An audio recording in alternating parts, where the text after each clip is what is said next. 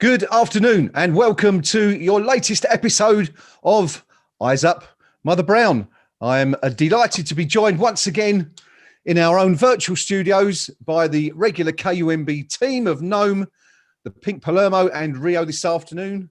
DL, Briz and Chalk's unavailable, so it's just the fearsome foursome for you again this afternoon. We're going to get straight into it because we're a little bit late. My fault, no one else's. And Gnome is going to take us, hopefully nice and slowly through the teams so I can get the live link added to all the appropriate platforms. Gnome, over to you. So nice and slowly, is it? Okay. Right, well, West Ham are unchanged, which leaves us with a starting lineup of Fabianski, Balbuena, Ogbonna, Cresswell, Kufal, Rice, Souček, Masuaku, Bowen, Allah, and Fornals. On the bench, the big news is that despite rumblings to the contrary, there's Antonio's not quite fit enough to make the bench, so he's been left off it. There is a return to squad duty for Mark Noble, who has had various toe and rib injuries, but he's back fit again.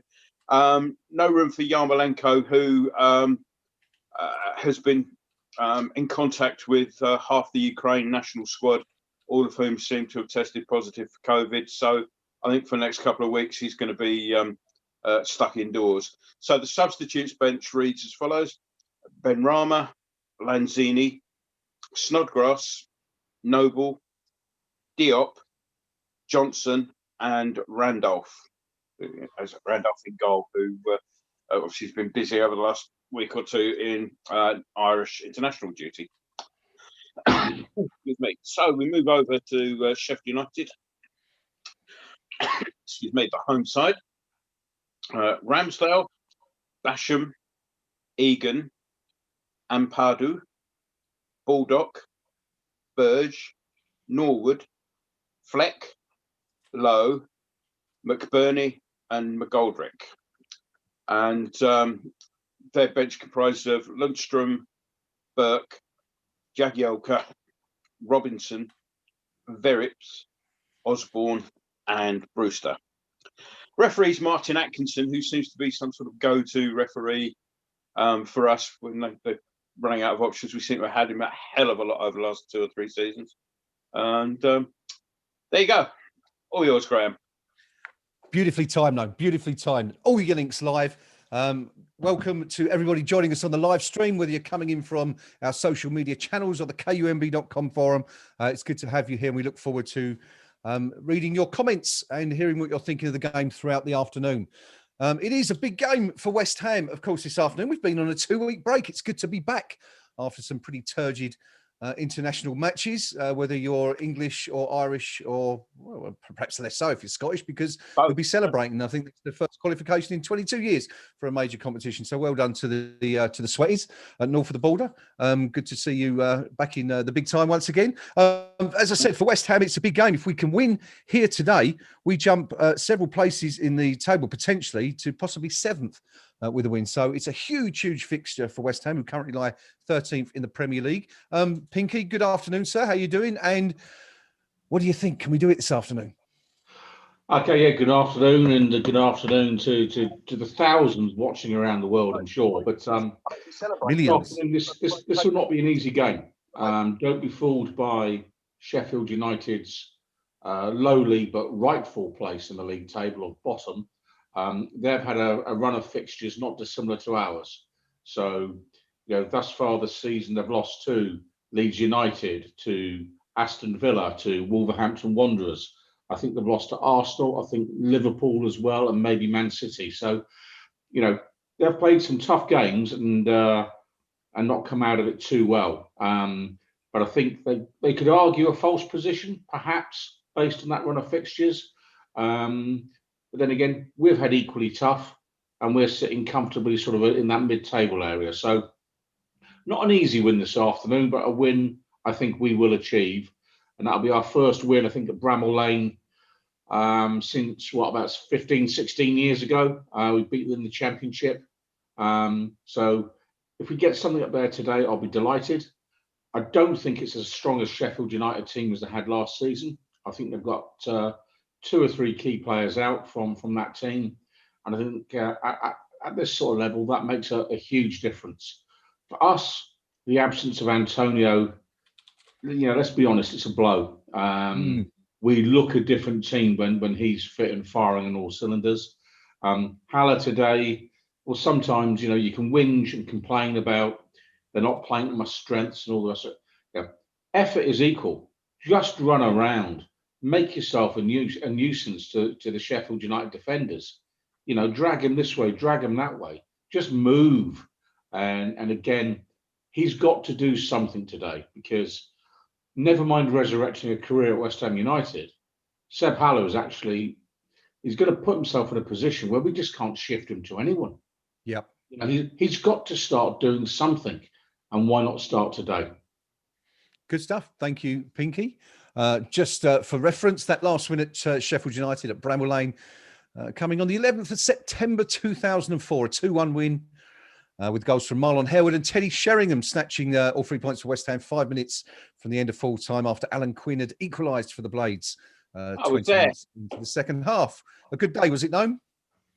It was for some. I remember the local police force being rather they were notorious for their less than liberal attitude to human rights, shall we say. Is this South Yorkshire's finest? Yeah. I can remember a couple of our travelling number were basically, with no justification or rhyme or reason given, were removed from the queue at the turnstiles and taken away for the duration.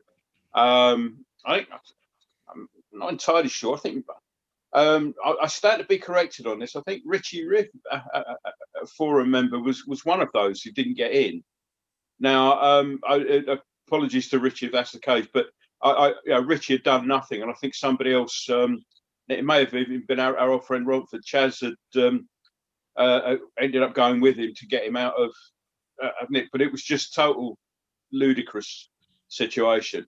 As I say, apologies if I put the identities of the not very guilty wrong there. But they'd kettled our lot as we got off the train. So they'd kettled our lot and marched them up to the ground. I mean, I'd slipped all that, but it's typical South Yorkshire police welcome. And there's 2 parts of the country where, for some strange reason, they tend to get their retaliation first. South Yorkshire is one, and the West Midlands is another. We didn't get kettled. We actually got up there quite early, and right. I think we had some. Our party had sort of acquaintances in the home support up there, so we ended up going to the.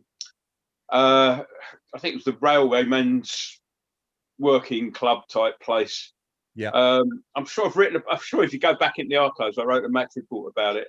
Yeah, I'm sure. I remember we stuck 20 quid in the kitty, the beer kitty, and this being one of those working men's clubs, and also up north. I think somebody came around and gave us a tenner back at the end, and we were in there from sort of 11 o'clock in the morning or something. We got up really early. And the other good thing about that day was then it was on the way back, I got a phone call from my good mate Craigsy, Newcastle supporter, who they'd been at home as well. And he said, "Did you go to your match today?" I said, "Yeah." He said, "Well, our trains get back to King's Cross and St Pancras much at the same time. Meet you for a few beers in the Dolphin round the corner from station." So it turned into a good night session. That good stuff. Well, moving forward 16 years or so to this afternoon, Gnome, what are you thinking? Are we looking good for 3 points today, or would perhaps a point be a decent result against a side that let's be honest, they're absolutely desperate for some points themselves? Yeah, I mean, it's.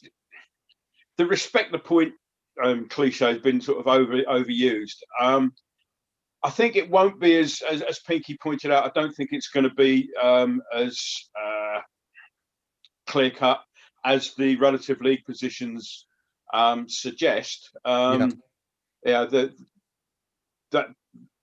But what I would think is they're at home, and compare and contrast. Our last game was Fulham, who I mean, I've got them on the box in the background before our game at the moment, and they're having to go forward and chase a game at the moment. But Fulham's sort of kind of default position is to be on the back foot and to sit back, and that makes them, the way we play on the counter, it makes that a difficult game for us. Sheffield United, on the other hand, being at home as well, will be more likely to be coming at us a little bit more. I would have thought. Is that making a difference this year, Gnome? The home advantage? Is there anything in that? I think that would play into our hands a little bit more. Right. We've been at a bit. I mean, we struggled to break down Fulham for a lot of the game. I mean, yeah, we had chances and we were a bit unlucky with crossbars and things like that. And in the end, we had the sort of bizarre finish. But I think where we've been at our best this season has been playing on the counter. And you look at the points we've got. I mean, the two best or biggest wins so far, we got Leicester and Wolves. And we've played superb counter-attacking football in those. Yeah. It's difficult to counter-attack if you're not being attacked in the first place. Yeah. So I think this will be.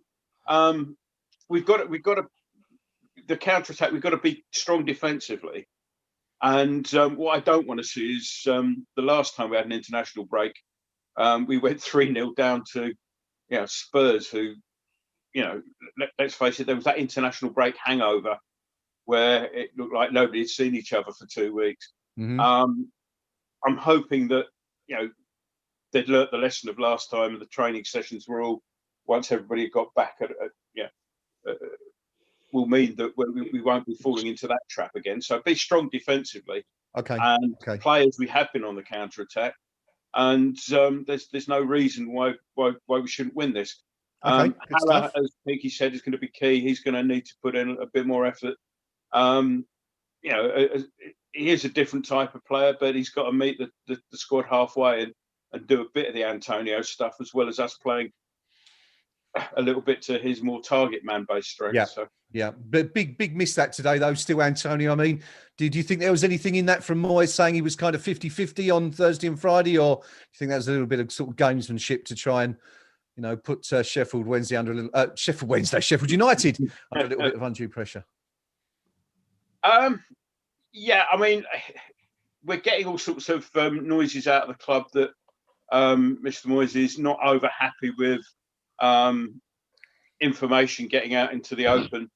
And I've noticed over the last maybe 6 weeks or so that when it comes to team news, what he does say has been very cagey and capable of interpretation and things like that. So, I mean, for this weekend's press conferences, you could have taken it either one or two ways.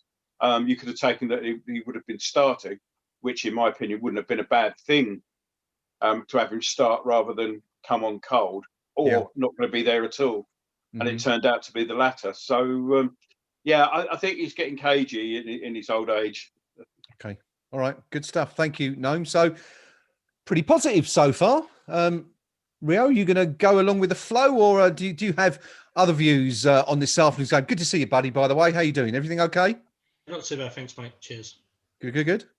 What do you reckon? No 3 points, or again, as we said, a few moments ago, should we be happy with taking a point up there today, or anything? I'll definitely be happy with a point. I know they've had a pretty poor season, Sheffield United, so far in terms of results. Yeah. But most of their games, they've only lost by the odd goal, which kind of reinforces the fact they've got a little bit of steel about them. Yeah. They've just not showed and had the rub of the green at the moment. Mm-hmm. I'm incredibly apprehensive, to be honest. Even more so than read the forum. I just seen a post by Brother Nero, which I'll quote in a moment, which has dragged any kind of optimism I had, has sucked the life out of me, to be honest. Oh, dear. DL has followed it up with 4 or 5 stats, which has made me reach for a beer already. And it's only not quarter to 2, whatever. I am not entirely optimistic, to be honest. I've just got this feeling it's one of them days when we're going to go up north. I know we ain't got the partisan crowd against us. I just think it's a mentality thing. And as Gnome said, the international break last time took a hell of a lot out of us. Yeah. And this time round, you've got Balbuena, who probably suffered most, particularly against Tottenham. He's come back from Bolivia. Not the easiest place to play. It's a lot of travelling, playing at altitude. I just think it's got a recipe for disaster written all over it, to be honest. I must confess, I've no idea whatsoever where Bolivia is, apart from on a certain continent. But I'm sure it's a fairly long trip either way. Where is Bolivia, Rio? Exactly. It's the northern tip of South America, but it's the highest place you can play international football in the world. Wonderful, wonderful. I think when the planes take off leaving there, they actually don't ascend; they descend a little bit just to get back to normal ground. You know? Yeah, amazing. I think FIFA did one stage ban. I think they got it rescinded, but for a while they banned competitive matches being played in Quito, because it's the altitude and all that. I mean, you'll recall from World Cups in Mexico and things like that. That these things can be an issue. I mean, just from my own thing, I mean, not quite that high, but Johannesburg is quite altitude. And first time I went there, it took me I couldn't sleep properly at night. Just continually sort of like being a bit out of breath. But I suppose then in that case we now have an excuse for Benny McCarthy's abject performances during the 2011-10 season. I guess no, not too far away from there. Bolivia missed the help of Diego Maradona to get Quito reinstated as a host city to play international football. Amazing. So take it what you will, you know. Incisive. Look at this information you're getting here, folks. You don't get this anywhere else, do you? Fantastic stuff. A great insight into the Bolivian ecosystem. Can I just reminded of the time that Frank McAvenny went to Australia with Scotland. Yeah. And for a World Cup qualified playoff, and basically flew back, effectively got off the plane, and then played for us against QPR. And knowing people who've done that journey, including my dad, does make you wonder what sort of help he had to be able to play, shall we say. I seem to recall reading about that trip to Australia and a very enjoyable experience in a dentist's chair with a dental assistant. So maybe that was the kind of help he needed at the time. Yeah, good stuff. I suppose it's so there you go, a trip to Bolivia, perhaps a little bit like visiting the away end at St James's Park in terms of altitude, perhaps. Yeah. But Eamon, we Pinky, sorry, we've not had some much luck, have we, at Bramall Lane in recent years? I mean, last year, of course, that horrendous, we thought we'd scored with Snoddy at the end there, and it was disallowed. And of course, we all remember 2007 when the whole Tevez debacle was ensuing, and we went out there and got absolutely canned 3-0. What are your memories of Bramall Lane? I mean, pretty much exactly that. I mean, it's not been a happy hunting ground for a long time for us. And, fair play to actually Sheffield United. They tend to make it an inhospitable place. Yeah. And I thought that was the whole point. So I'll actually give them a bit of credit for that. It was always one of those grounds I was never quite happy to turn up at, if I'm being honest. It always had a bit of edge about it. Mm-hmm. And I'm sure the players in recent years have felt the same on the field. For me, though, let's get this out of the way early. Sheffield United and their ransom demand they made on West Ham United is the reason, in my view, that's one of the core parts of our financial mismanagement as a football club. I think is why we ended up falling into the hands of Gold, Sullivan and Brady, ultimately. The original debts that Terry Brown left the club with in themselves weren't that bad. It's when the 25 million quid hit us, the fine to the FA as well. And let's call it what it is. I mean, it was a straightforward blackmail bluff by Sheffield United. Pay up or we're dragging you through every court in the world. I will have nothing but contempt for Sheffield United Football Club till the end of time because of what they did then. That was a shocking thing. Tevez had no impact on them whatsoever. It was just a shameless, awful attempt to squeeze money out of another football club. And I hope they go down this year. I hope they go down next year. I hope they go down the following year. I hope Sheffield United go all the way to the Southern League or whatever it's called up north and out of business. I can't stand them. Yeah. And I hope we do them 10-0 today. Yeah, we're talking about Bolivia.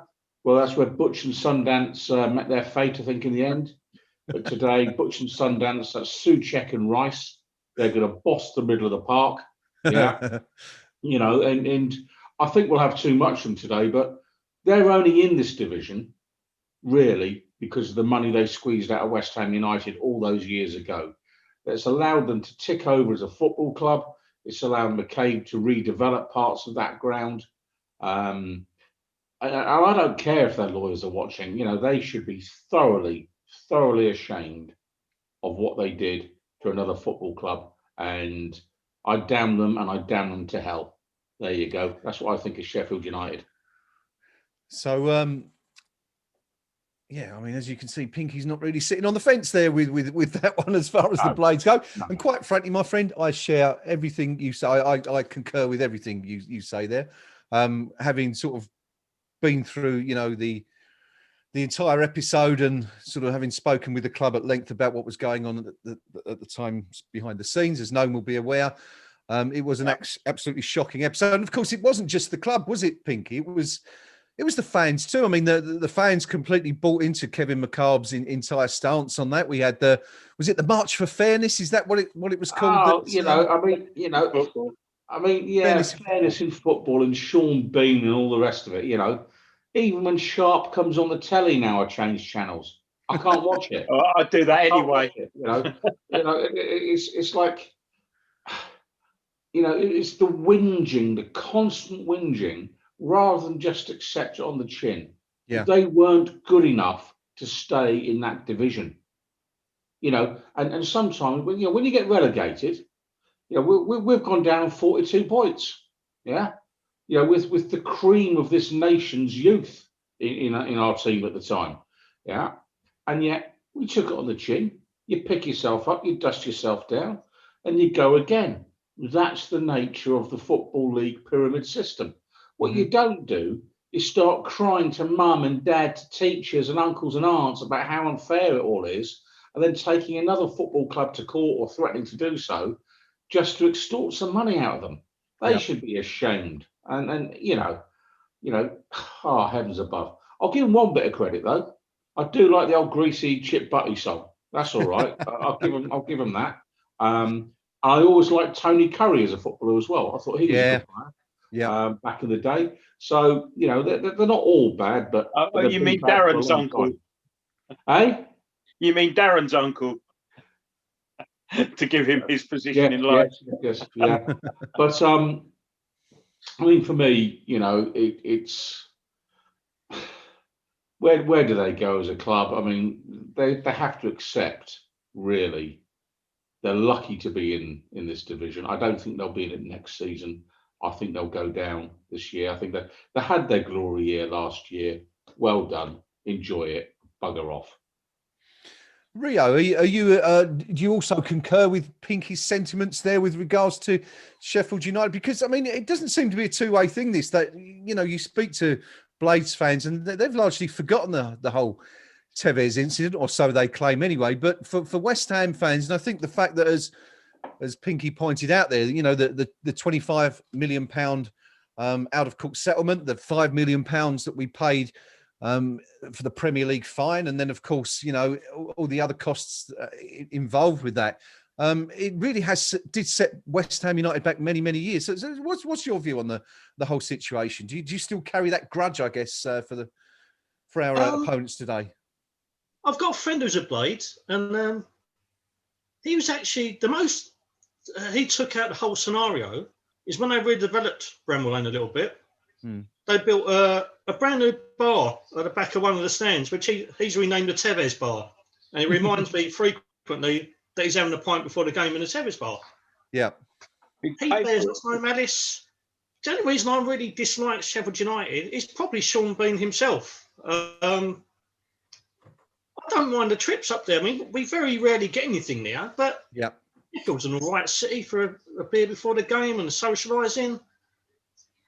They made themselves look fools. It was their fault they went down. Mr. Warnock and Mr. McCabe had conveniently forgotten the game at Manchester United, where they fielded a weakened side, which ultimately cost them their status. You know, for me, they're a pretty nondescript northern side who really don't belong in the Premiership. And they might not think that we do. They might think that we cheated that season. I'd argue that the people that fought for that whole scenario were the Premier League for verifying the deal and allowing the Tevez and Mascherano to play for us. Yeah. And McCabe just jumped on the bandwagon and tried to extort some money. And succeeded, of course. Yeah, exactly. I'm happy to keep very quiet at the moment. As Graham alluded to earlier on, Graham and I, shall we say, party to various bits of information which to this day we probably wouldn't be able to go to print on and talk about here. And also at the time, the firm that I worked for, McCabe and his group of companies were clients. And all the way through that, on a number of occasions, I did actually speak to Mr. McCabe, without obviously mentioning the fact that I was involved in a popular West Ham United website. I still wouldn't be able to say what things that he said to this day for commercial confidentiality stuff. But let me put it this way: any comment to the effect that McCabe is not a particularly nice person, I would not disagree with, shall we say. Okay. I think that's about as far as I can go on that. Yeah, we do have to be careful because we're aware the lawyers are watching, so we have to be a little bit careful. Anyone wants to chat to me afterwards, then do you know what? Do you know what? We'll take viewers from anywhere. You know, lawyers, accountants. Absolutely. Glad they're watching. You know. Indeed. We'll take what we can get right now. Hello and welcome to everybody who's joining us on the stream this afternoon. Chris Dalby says, I hate the Blades more than any other club because of that. And Hobo says, well said, Pinky, they're the only club I would happily see disappear. Good afternoon, Mark English, also joining us, says hello. Good to see you, Mark, on the stream again this afternoon. And of course, everyone else. There is a result coming in from Craven Cottage. Fulham have been beaten by 3-2 by Everton this afternoon. So hopefully we'll be getting a second away win of the day coming up very, very shortly when West Ham face the Blades at Bramall Lane this afternoon. Before we start, just have a quick look at the head-to-head. We're about 5 minutes away from kickoff. So streams should be kicking in right about now for those of us who haven't got the official feed from Sky. Head-to-head v Sheffield United. West Ham have won in total 30 games in the past to Sheffield United's 36, which is interesting because I would have thought West Ham would have won the most, but there you go.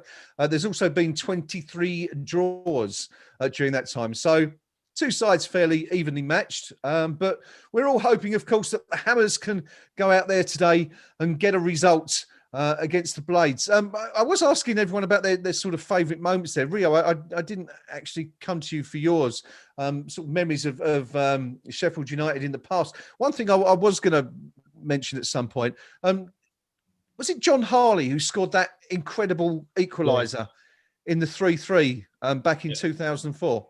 Yeah, the Saturday evening game. Yeah, absolutely cracking goal. My second favourite memories of Bramall Lane is probably my first visit. The early 90s midweek cup game, 1-2-0. McAvenny scored. But what I noticed at the time is that in a programme, the game was sponsored by both Iron Maiden and Def Leppard, both representing either side. And that's the biggest thing I took out of it. And it was an interesting game. Interesting trip home, but not the actual motorway, but the actual journey from the ground back to where we was parked up was a little bit hairy, just put it that way. So but after a 2-0 win, I wasn't I couldn't care less, to be honest. But yeah, ever since then, it's not really been a happy hunting ground for me, Bramall Lane. But yeah, the first time was virtually perfect. The second, ever since then, it's been a bit of a toilet, hasn't it? You know, Yeah, that of course the last time we played there, we had that, we thought we'd snatched a point at the end, didn't we? I think I erroneously stated that it was Declan Rice who scored in a previous broadcast, but I think it was Rice who was pulled up for handball, wasn't it, in the build up to the goal? Yeah, Snodgrass was a goal, wasn't it? Yeah, the goal that never was. Yeah. Yeah, no, I think that kind of summed up our end of part of our last season, didn't it? The injustice of VAR and just what a bit of a mess we was in at the time. But ever since the restart, we've grown as a side. We look more compact, more organised, onwards and upwards. I will point out when we get time, Gray, a couple of comments on the forum which have brought my mood down considerably. But sure. Yeah, fire away, Rio. Go with those now. Let's have a quick look before we start. It's been like quite a busy. Obviously, the 2-week international break hasn't done us any favours, so there's been quite a lot of traffic on the match thread, and pretty much an even split of what's going to happen, and also a little bit of optimism. But Brother Nero today has put, can't see anything other than a routine Sheffield United win. Not won a game all season? Check. Bottom of the table? Check.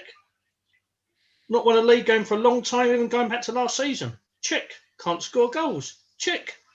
Playing a team that we would all love to beat for obvious reasons? Check.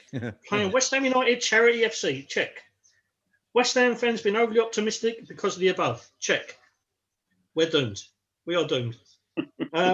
Beale's come up with a few stats. West Ham haven't won a top flight match at Bramall Lane since April 1968. London sides are winless in 11 Premier League visits to Bramall Lane since Chelsea won in October 2006. Wow. West Ham are unbeaten in their last Premier League games against sides starting bottom of the table, which is a little bit more positive than everything else thrown in. And the last one, Moyes has winless in 4 league away games as a manager against Sheffield United, drawn 2 and lost 2. Yeah. Pass me another Doesn't beer. bode well then, does it? I'll go now then, shall I? Well, we're just approaching kickoff, guys. I don't know when we get going, when the clocks start up on the screen.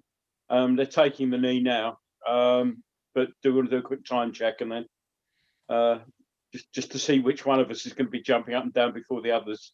Okay, well, I will no doubt be slightly behind you guys again because I'm following the stream rather than watching Sky Live. Good afternoon to Steve Spraggs, the Cockney Hammer. He also says, I'm not confident today. Why leave Ben Rama on the bench? He can hurt them. Any thoughts on that, Pinky? Ben Rama not starting again? Would you go along with that? Or are you, do you think he's worth a shout? I think he'll be the game-changing option if we need one. Yeah. I very much get the impression with Ben Rama that he wasn't the player that David Moyes really wanted in the window. Mm-hmm. I think he wanted King instead. And I think because of that, I think almost to make the point to the chairman, it's a case of he's going to have to work really hard to get into what at the minute is a fairly successful West Ham team. So he's not just going to stroll in there. And I think next time that the manager goes to the chairman and says, I want player X, he might get him because at the minute, the chairman's playing Ben Rama top dollar to sit on the bench. Mm-hmm.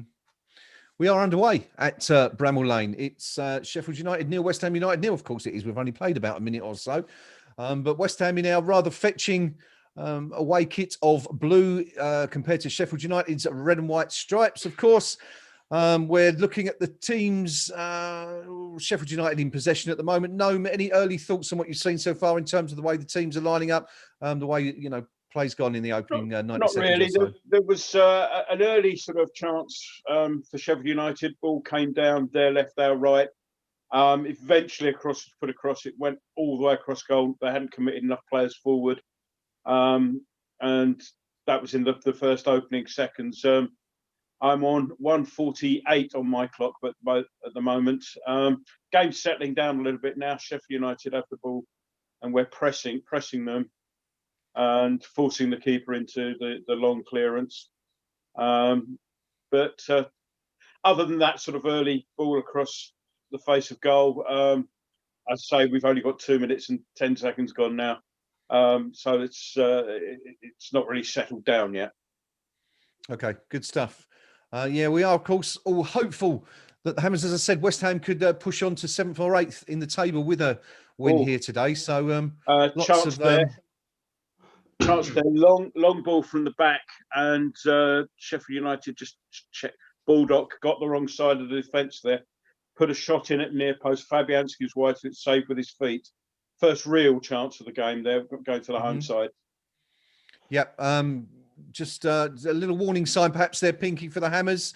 You know, it's very early days yet, but have you seen anything to take notice of in the opening 3 minutes or so? Well, just a quick quiz question for you all.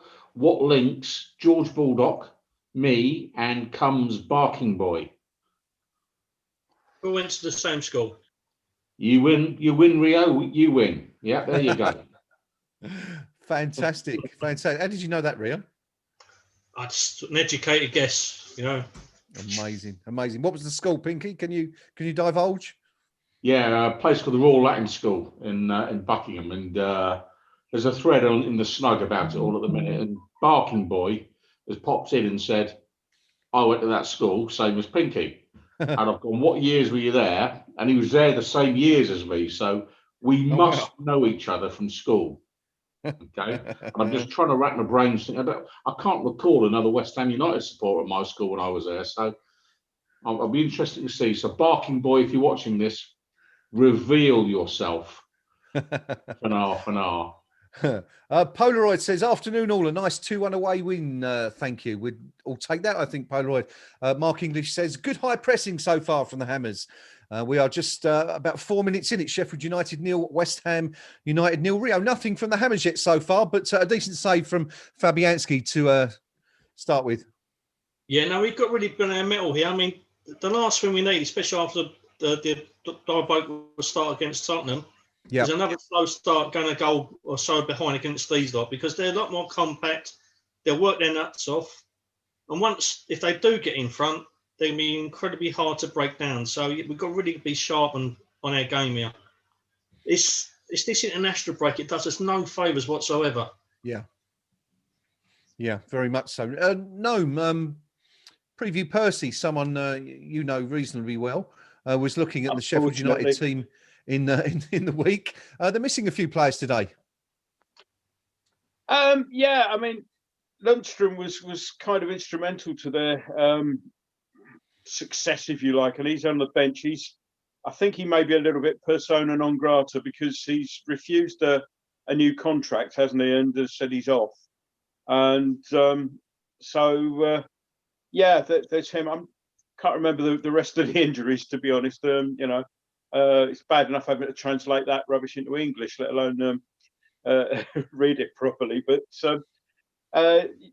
as Pinky said, though, when you're at the sort of mid-table to, well, even pretty much anyone outside Liverpool or Man City to a certain degree, where you've got injuries, unless you've got that sort of massive 30-odd, 40-odd player squad, injuries have a disproportionate effect on your team. I mean, you know, we've only really got one player out injured at the moment, but it's Antonio. You can just see, you know, we haven't got a ready-made replacement. So, yeah, that the injuries will have an effect. Yeah. So I'm just watching at the moment. Sheffield United enjoying a bit of possession in our half. That's comes to nothing. Cornell sticks a leg in, puts that out for a throw. What we were saying earlier on about the international break and the sort of worrying thing about, sorry, as a ball is played across it in the box, but nobody's on the end of it. Fabianski gathers quite comfortably. That shot on goal there from Baldock, it came from a long ball where Masuaku got the wrong side of Masuaku. It was worryingly similar to the way Tottenham got goals, you know, in the early part of that game, where it's the long ball. And whereas we previously countered that particular tactic against Leicester with Vardy, and we've nullified that. All that work seemed to have been forgotten after an international break, and we had Tottenham. So I'm hoping that's not a similar thing to come. But at the moment, it's not an issue because Sheffield United have the ball in our half, long cross, but again overhit cross, and that's Kufal can come away with it. Okay, good stuff. 7.5 minutes gone. Sheffield United 0, West Ham United 0, Sheffield United with a lion's share of possession so far. One save forced from Fabianski and another dangerous looking cross that came in from the right, as Gnome pointed out, came to nothing, fortunately. And West Ham still sort of trying to get into top gear here at the moment, Pinky, but working hard to win possession back right now. Yeah, well, we're actually in possession at this point in time, and we're down the right-hand flank. And just reading a couple of the Blade supporters, fans forums in the week, they seem to think that down their left-hand side, they pose very little attacking threat. So for my money, that's good news for us, because I think that's the weaker of our two flanks at this point in time. Mm-hmm. So if they're weak down that side, that's pretty good. They're getting most of their change down their right, our left-hand side at this point in time. And here they go again. They cross the ball at the box, and Ogbona's forced to cut it out and stick it behind for a corner. So they're getting in down our left-hand side with, dare I say it, consummate ease this afternoon. Yeah, and 8.5 minutes gone. Sheffield United 0, West Ham United 0 so far. Rio, we'll take our first dip into the forum in a few moments, if you like, just to see what people are saying about the game so far. No goals, only one shot so far, that coming from Baldock, from Sheffield United, but Sheffield United probably just about edging it, in the opening 9-10 minutes of the game. Yeah, just had a corner cleared by us. Yeah, the forum's been, as the match has started, it's been a little bit quiet. There's a lot of lamenting about how there's lack of work rate and effort at the moment. Yeah, it's not a lot of it going on, to be honest, at the moment. There was one comment trying to pick up. Lincoln Hammer 1963.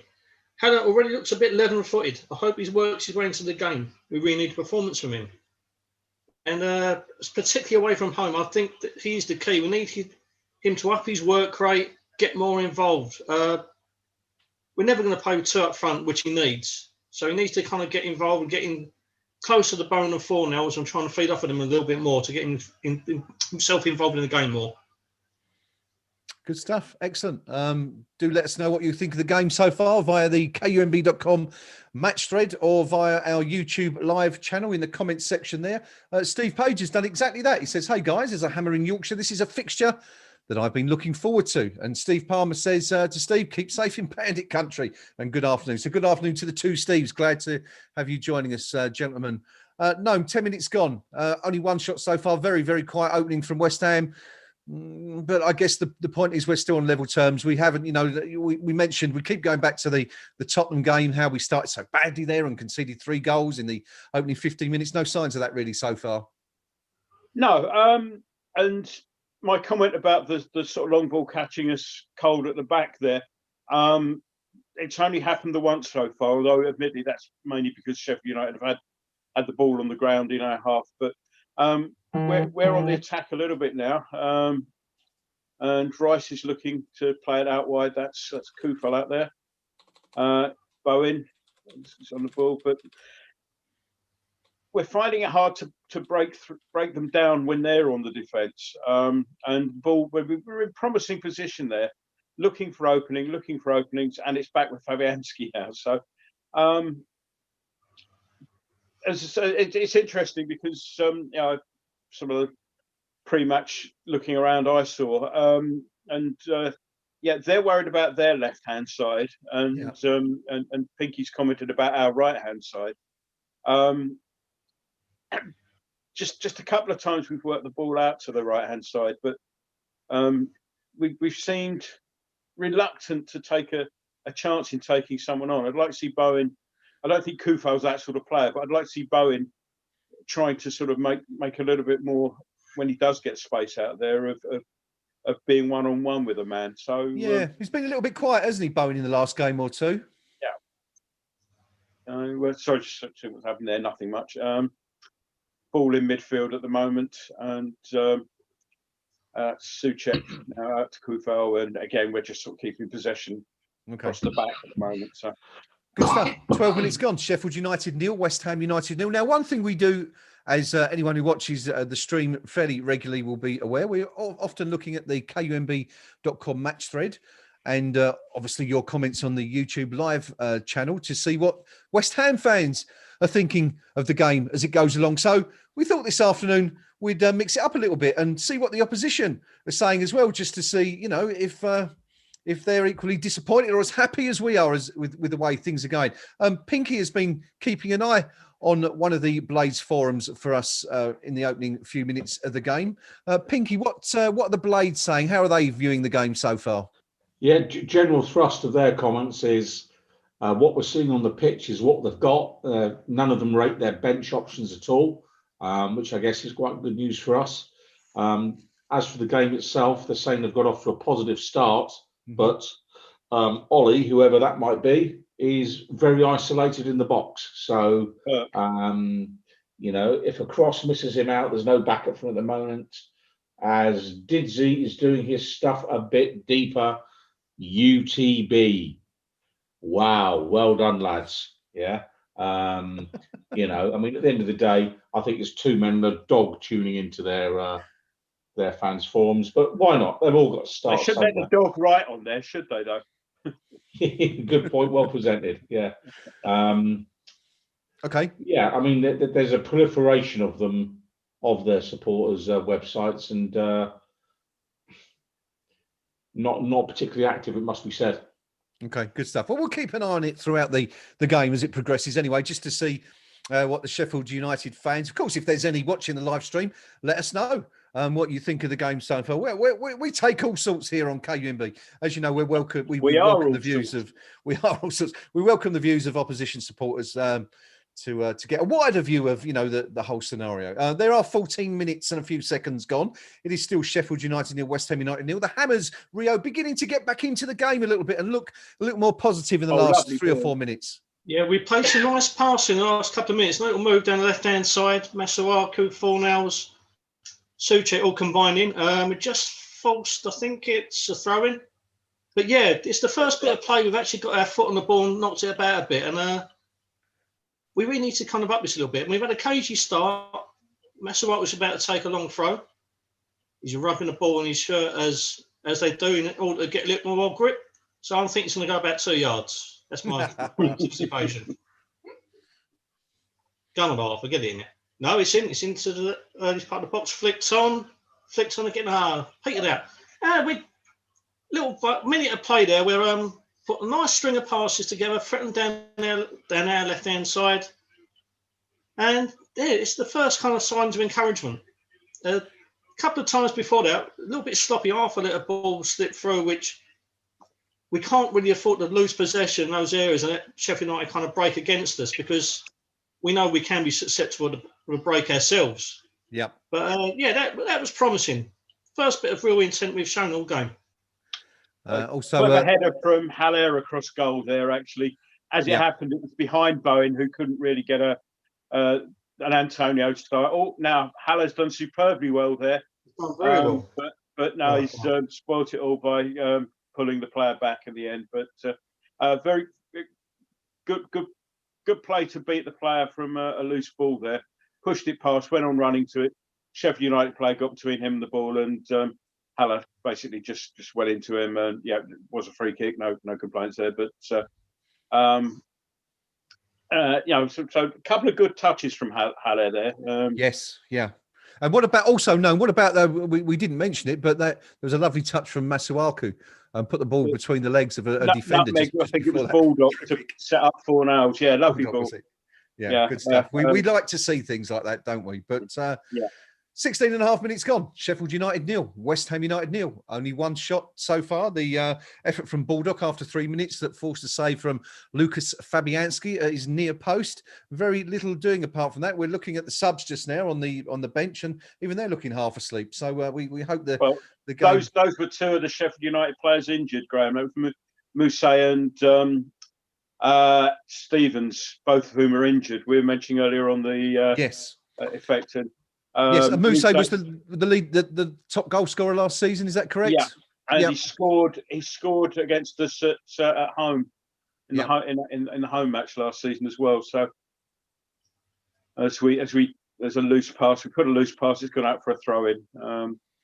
So not much happening, as you can say. It's at least we don't have to try and make it sound interesting. Well, this is true. This is true.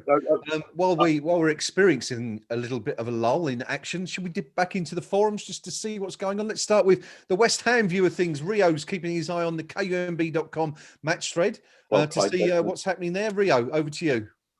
Yeah, there's been very little traffic going on. Macca 1973 has put a pretty slow start. Is this going to be another West Ham 3 points gift to a struggling team? Il Martello de Genesi has put, looks like they're game plan to target Masuaku and get crosses in. But yeah, it's very quiet on there. Maybe it's a Sunday lunchtime kickoff. Yeah, we Maybe do get that sometimes, don't we? we? You do get that occasionally when it's a Sunday game and it takes people a bit of time or something to happen in the game to get everyone a little bit excited. But yeah, it all seems a bit... As I say, just another comment from Lincoln Hammer 1963. Sorry, much better from Hilaire, getting stuck in man-to-man combat. That's what we want to see. Yeah, but we have a corner. Good stuff. Well, we'll come to the Sheffield United view in a minute. The corner. Do you want to stay with me for that? Go with it, Gnome. Take us through it, please. Yeah, Masuaku got the ball down in the touchline and had two Sheffield United defenders on it. Could have gone either way. It's one of those ones where there was almost a simultaneous touch. Referee's given the corner, which Cresswell's on the ball at the moment, and various sort of pointing stuff going on. Ball's heading from Cresswell deep. Bonner heads down, and it's cleared, but Rice retains the ball, and there's Bowen now. He's edging forward. He's on the edge of the box. Puts a curling shot in. It's blocked. One of those ones who tries to curl for the far post, blocked by Sheffield United, who now try and bring the ball away. Okay. Quarter chances there, I think, rather than full half chances. Yeah, it's been very much back though. Okay. Ball played down the right. Just try to play back into the centre. Rice spreads it out. But Cresswell now out to Masuaku on the left. Masuaku looks to take the guy on, puts across it. It gets half blocked. And Sheffield United now playing it away and play it long for a clearance. Yes, not much happening so far in the opening 20. Bang on 20 minutes gone. It's Sheffield United 0, West Ham United 0. Pinky, West Ham, there's sort of shoots there of hope, I suppose, and we're looking a little bit brighter in the last 5 or 6 minutes. But what are you thinking so far? Are you quite happy with what you've seen, or do you think we need to be a little bit more perhaps enterprising out there? No, I'm okay with what we've done so far. I mean, we had a rocky 4 or 5 opening minutes, but since then Sheffield United have shown precious little. Anything in the middle that's loose, Deckenbauer's picking up, no problem at all. So we're winning the ball back. Nice play. On the occasions that we do lose it. So we're definitely in the ascendancy, that's for sure. Okay, good stuff. That looked like a foul to me. There was some nice interpassing down on the right-hand side. We're just having a look at it now. And defenders just basically gone through the back of Bowen, pushed him down to the floor, and Bowen's got nothing for that. Just give nothing up. Nothing doing. Ball out for a goal kick. But I agree, no. It looked certainly looking at the replay, it certainly looked like it was a clumsy challenge at best. But it is a goal kick given. 21.5 minutes gone. Sheffield United 0, West Ham United 0. Do let us know what you think of the game so far. Hello and welcome to everyone joining us on the live stream and also on the KUMB.com forum match thread. Pinky, what are the have the Blades woken up yet? Those supporters, are there any more thoughts coming in on the game? Not a great deal, other than WF9 Blade has put. We look very scrappy, not composed, and all I can do is agree with him. I think he's called it right on his team there. What's he about to say there? Sheffield United are rubbish. No, I've just made that up. But their early optimism is fading fast, I think it's fair to say. Yeah, well, that's a good sign, I guess, for West Ham as we approach the halfway point of the first half. As we said earlier on, a win for West Ham would take the Hammers up into 7th or 8th spot in the table. I'm not quite sure if Everton's result made any difference to that, yeah, it's an important game today, isn't it, Rio? I mean, as we said, you know, we survived all those difficult banana skins in those early games in the season, and you know, we just about made it through the game against Fulham with that last gasp win, and we really need to kind of follow that up with a decent result today, one way or the other, I think. Yeah, it's just typical West Ham, isn't it? We kind of dropped down to level our opposition at times. Yeah. Play incredibly well against the bigger sides. Against teams that we should really kind of turn over, we make heavy weather of it. Now, saying that, I mean, the last 5 minutes or so, we've been growing into this. We're looking pretty much composed. We're getting a bit of joy down the right-hand side. There's a lot of space down there. If we can exploit their left-hand side and our right, well, there might be a bit of joy here. But as I say that, Sheffield United just breaking, playing it inside. Good save by Fabianski. Okay. And again, Fabianski collects. Yeah, we've got to be really careful here.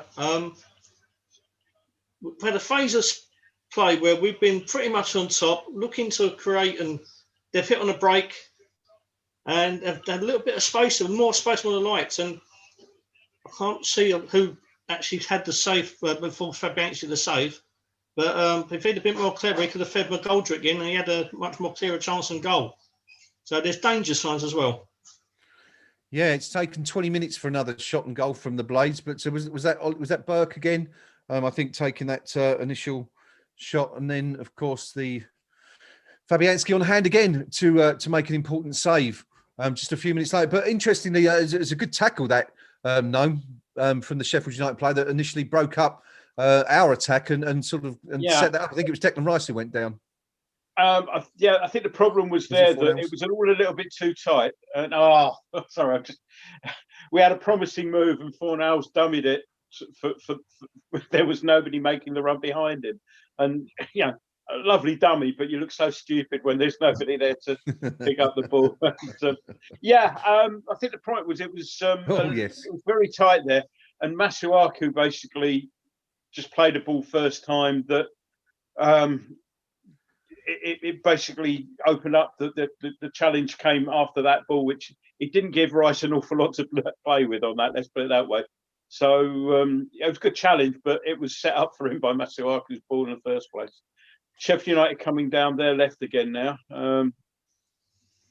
but it's stuck out on the touchline. Bring it inside now, playing it square across midfield, and. But we're looking compact again. Still ball out on the wing, and eventually the cross comes in. It's a long looping one, and Kufal does well enough to. He's there enough to put off the challenge, and he hoofs it out for a throw in. About 10 yards into our half there, it was one of those ones where I think Sheffield United were looking to get the ball in, looking, and eventually played the ball in when it should have either gone earlier or perhaps one pass later. But it was a case of, we haven't got the ball in, we better do it now. Yeah. Okay, 26 minutes gone still. Sheffield United nil, West Ham United nil. An interesting stat from the BBC a couple of minutes ago. Just prior to that effort from McBurney, they said there've only been 3 touches in the opposition penalty area for both sides. 2 of those for West Ham and only 1 for Sheffield United. So if you want to sum up the opening 20 minutes of this fairly turgid game so far, it has to be said, admittedly, there it is. Possession-wise so far, Sheffield United 42%, West Ham 58%, quite interestingly. On the ball at the moment, this is an interesting ball's out wide. Cross goes in, and it's... to nobody in particular, it's cut out. There was a promising move on the break there, but I think it was Kufal put the cross in, and I think a first-time cross might have been interesting, but he wanted to manoeuvre it onto his other foot, which is Interestingly, sometimes onto his annoying to left, watch. yeah. Yeah. But yeah, ball back in our territory now with us, and as we look to build again. Okay. 27 minutes gone now. Oh, Still lovely 0-0. turn from Masuaku. Comes away with the ball, plays it inside, and we got here. Oh, good save by the keeper. That's West Ham's best chance so far. It was started off well. Hang on, I'll go back to describing it in a second because we're still on the attack. Cross comes in and it's aimed at Haller, but doesn't get anywhere near him. Head tennis going on. Bowen wins it, and it's all a little bit desperate at the moment. Bit of a handball there, I think, from Sheffield United, not given. Would have been outside the box, but no, it was a superb save from Ramsdale in the Sheffield United goal. Just waiting for a replay to give you a bit more information on it, but it was a good, promising move, some good passing, good link-up play. We had the man over, and as I say, you can tell we're still going forward. We have another replay. Nice turn from Haller. Lovely ball from Haller. Just a little bit too much of it out towards Kufal. Lovely turn from Haller. Lovely ball. Just as I say, we're now going to the replay for the not the goal. Brilliant turn from Masuaku. Played in. That's Kufal out there. It is. Yeah. Good goal-bound shot. Good save. Good football from West Ham. Probably the best bit of football in the whole game, really. I mean, there's been precious little decent football played by either side. It's fair to say. Yeah. Thank you. No, Pinky, just bringing you in there. I mean, good chance for West Ham. Best football we've played so far, as Gnome says, I think rightly, and decent chance for Kufal. Yeah, very much so. And I think we're gradually seeing Masuaku coming more into the game on the left flank, and Kufal down the far side, combining well with Bowen. The key though remains Haller. We've got to get him involved on the ball and doing something, because otherwise it's playing 10 versus 11. And I think he's shown some signs this afternoon of being a bit more interested, which is encouraging. But whilst it's a not particularly good game at the minute, I'd say of the two teams, we're playing all the football. I mean, there's no doubt about that at all. Sheffield United here are looking, dare I say it, championship standard. It's that kind of lot of puff, but not a lot of class. I think we've got all the class on display. I think there's going to be one goal in it, and no more than that. And if there's any justice, it will go to us. But you never know.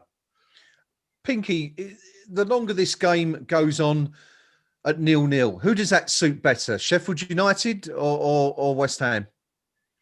Sheffield United, because for them, bottom of the table, for them, respect the point. Never mind respect it; they'd love it. Like it was a long lost relative. They're already in the position where they put some stats on the screen earlier about teams have got 1 point after 8 games, and I think 5 teams were in that position, and I think 2 of them went on to get relegated. Another one finished 17th. So they're not in a good position, and you don't quite want to say they're fighting for their lives in match week 9, but they know they're in a slog this season, so a point would suit them down to the ground. For us, I'm not so sure. Once you start saying that we've had a difficult run of games and now we're into the games that we should get 3 points from, then you've got to take 3 points from them. So a point would suit Sheffield more than it would suit us. That's for certain. Okay, Rio, would you go along with that, or perhaps do you think that this is a game that Sheffield United might have looked at before kickoff and sort of thought this is one that we really have to win in order to climb away from that danger area? I think they would have looked at it as a game where they can pick up and rekindle their season, to be honest, because there's a bit of history between the two clubs, as we know, and we've gone through beforehand. They had a couple of good decent results against us last season. They've had a stodgy start, very poor start for their standards. Yeah. And they'll be targeting us. But I think we've coped quite well so far. And so we've grown into the game. We're playing some nice little football. Yep. There's space down the right-hand side to exploit. Every time a Kufal does get down there, he's got no one overlapping him. That's the problem. Bowen needs to get a little bit more involved helping Kufal out. And I think it's there for the taking. And as I said, we've got another break now. Again, down the right-hand side. Kufel and Bowen again. Bowen cuts his side, but it comes to nothing. Kufel now has the ball. Is he going to put it in? Plays it back. Cross comes in from Rice, and it's pretty poor and not very well done, dealt with defensively. So Arthur picks up. Well, no, it's going out for a throw now. Arthur throws it back in into Creswell. Creswell's blocked, but it's nothing. Made a meal out of that, and we've lost possession. Okay. We are in the last 15 minutes of the first half. No, why exactly? I mean, we saw Sheffield United do really, really well last year. The first season back in the Premier League for a few years. Why has it sort of, gone so badly from so far this year? Is it that sort of sophomore season syndrome that we hear so much about? There is an element of that. I mean, Sheffield, excuse me, they hadn't been in anywhere near the Premier League for however many years it was, 13, 14 years, whatever it was. And I think, as we're going on, I'll come back to that. Fornals is on the left in promising position, looking for help, gets the cross in. Haller nods on and Souček screws the ball wide. Now, whether or not a flag would have gone up there, I don't know. But could have banged it in with Matoja. I mean, he's 2 yards out, and he's at least hit the target, son. Great in the air, but not so good with his feet. And a well-worked move. We're just watching the replay again. He wasn't offside. That would have counted. That would and should have counted. Brilliant header from Haller, has to be said.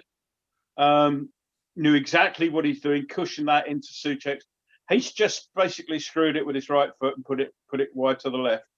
Has he got to take that with his left foot, no? Yeah.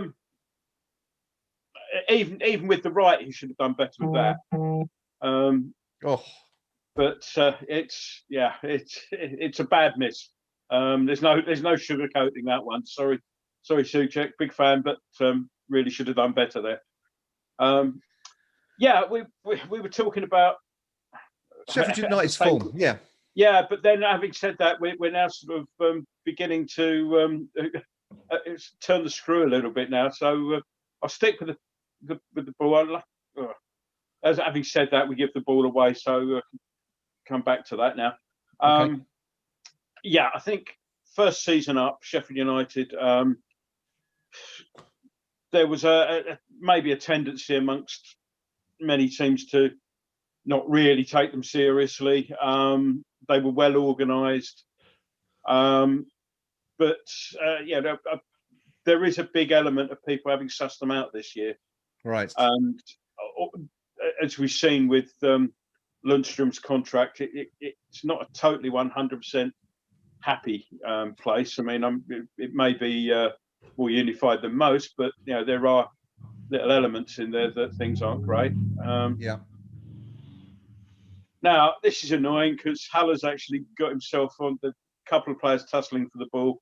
Haller's actually got himself onto it, and Atkinson's pulled it back for a free kick to us, where it might be an interesting had Haller been allowed to run onto it. Still, we score goals from crosses, so let's see what happens here. Okay. We're 35 minutes and 48 seconds in, looking for the cross at the moment. So Cresswell's it's on the right hand side. Cresswell's been made to put it back a yard or two, which frankly the distance he's moved it will probably make no difference at all. So there's lots of hand signals, people lining up on the edge of the box. Hand up, Cresswell now plays the ball in. Not a great cross, doesn't hits the man at the front of the box, but we're beginning to turn the screw. We're keeping the pressure on. It's back out with Cresswell and players are still up. Just need to keep hold of the ball. Cresswell plays the ball into the box again. Souček nods across the area and Sheffield United put it out for a corner. It's just beginning to look like we're exerting that bit of pressure. You sort of sense a goal might be coming soon, though. Coming back at them. And I mean, it wasn't the greatest of headers. It was a nice idea from Souček, but it wasn't going to find a West Ham player. But Sheffield United didn't know that and quite sensibly head it out for the corner. So let's see where we go with the corner. If you want to hang around with me for this Okay, one. take us through it. Yeah, Cresswell again. It's on our left. Cresswell's going to take it. Lots of players bundling up in the middle, and another hand signal up from Cresswell, right hand this time. Cresswell plays the ball in, and just eludes everybody. And in fact, there's a little bit of a shove in there that Atkinson spotted. Free kick to Sheffield United, so nothing doing there. All yours. Okay, good stuff. 37 and a half minutes gone. Sheffield United nil, West Ham United nil, but the Hammers are just beginning to show signs that, we think a goal might be coming, perhaps. Two very, very good chances in the last few minutes for Vladimir Kufal and Thomas Souček, funny enough, the two Czech boys, both having good chances to open the scoring, but unable to do so. Interestingly, Ramsdale, who is keeping goal for the Blades today, is yet to keep a clean sheet since returning to the club. So we talked about West Ham being quite benevolent in the past towards other clubs. We could be doing the same for a goalkeeper today. We're coming up to the last 5 or 6 minutes of the half. Pinky, West Ham looking a lot better in the last few minutes, really, really threatening now. Are we going to see a goal before half time? I think there's every chance. The pressure's building. Sheffield United finding it harder and harder to get out of their half, and we're putting a few more coherent attacks together. I mean, they've just put up a graphic on the screen about showing Aaron Cresswell's contribution offensively rather than defensively in terms of chances created and assists and so forth. And he's ranked either 1 or 2 for all Premier League defenders. Wow. The Athletic subscription online magazine this week had a piece on Cresswell and his contribution to, well, not so much Cresswell and West Ham, but Cresswell's contribution to our attacking play. And they made the point that, and had some detailed analysis on it, that the amount of our attacking play that now comes through Cresswell, throwing in crosses from midway between the halfway line and the dead ball line, so crosses from deep into the box. He's seemingly our number one creator in that sense. So undoubtedly he's having a big influence on today's game as well. So there you have it. Aaron Cresswell plays in central defence, and he's our main attacking option. Good stuff. And of course, Cresswell has been touted as a potential, having a recall for England in recent weeks, such as, a measure of his improvement in recent weeks, given that everyone wanted him out a few weeks ago. Clearance, that went straight up in the air and put us back under pressure. Unfortunately, a commentator curse type thing there, I think. But it was a nice bit of play from Haller there. Again, target man play where he killed the ball and tried to spray it away. The ball was just a little bit too far in front. I think of Kufal, I think he was aiming for, but that's what he does best. Crossing from Sheffield United. McBurney had a header there. It was saved by Fabianski. It didn't look the most comfortable of saves, I have to say. Just sort of, ball swung in deep. McBurney did get a good header on it, but let's have a look from behind. It's a good save from Fabianski. I'm expecting too much. I thought he might have got a little bit more able to hold that, to be honest. But so corner to Sheffield United. Again, probably one of their better chances of the game. It's going to be an in swinger from the right-hand side. Their right-hand side. Oh, there's some sort of scramble going on, and what's happening? The referee's pointing. He's pointing for offside. There's an offside there in that. Well, corner came across. It was headed forward, and it looked like everybody was swinging their legs at it. And in the end, Fabianski was able to pounce. Let's have a look now. I mean, whichever way you look at it, that's a real. I mean, we talked about Souček missing a sitter. I mean, that's pretty much similar, isn't it? Is that McGoldrick, I think? I think so. Yes, 17. Yeah. He's onside. Yeah. Yeah, I think he was. Number 8 might have been off, but he just came back to get onside. I think he just got back in time for that, and I think the linesman was looking as you do when you're running the line, you're going, he's off, mentally. And but in the end, as I say, it came back, I think, off the post there, and Fabianski was grateful to flop on it. Yeah, very much so. Yeah, we were talking there about a goal coming, but we were expecting West Ham to be doing it, and of course there you go. Sheffield United so close. Their best chance of the half so far. One player I wanted to touch on, Rio, actually, as we're approaching half time. We haven't really said a lot about him so far, but he was missing the last couple of games, and he's back in today. Angelo Ogbonna. How much of a calming presence does he give the team when he's playing there, at centre half? And we do look so much more reassured. He organises, he leads by example. He used to pick our centre backs. I know he'd be absolutely gutted that on his recall the Italian squad, he had to withdraw through injury, and I think that's hurt him a little bit. But it's a mark of how well he's been playing for us over the last year, that he's forced his way back into that Italian side, even at the age of 32. I think that speaks volumes for just how well he's performed for us. And really, without him, our defence looks all at sea at times. Yeah. And I think he's been by far our best defender for over a year now. Yeah, definitely. That's a lovely ball. Best with him back in the team. No, but Bowen's got the better of his defender. Bowen's in here. Shot. Maybe he should have squared there. Just gone out for a corner. Lovely ball out to Bowen. Got the better defender. Cut inside.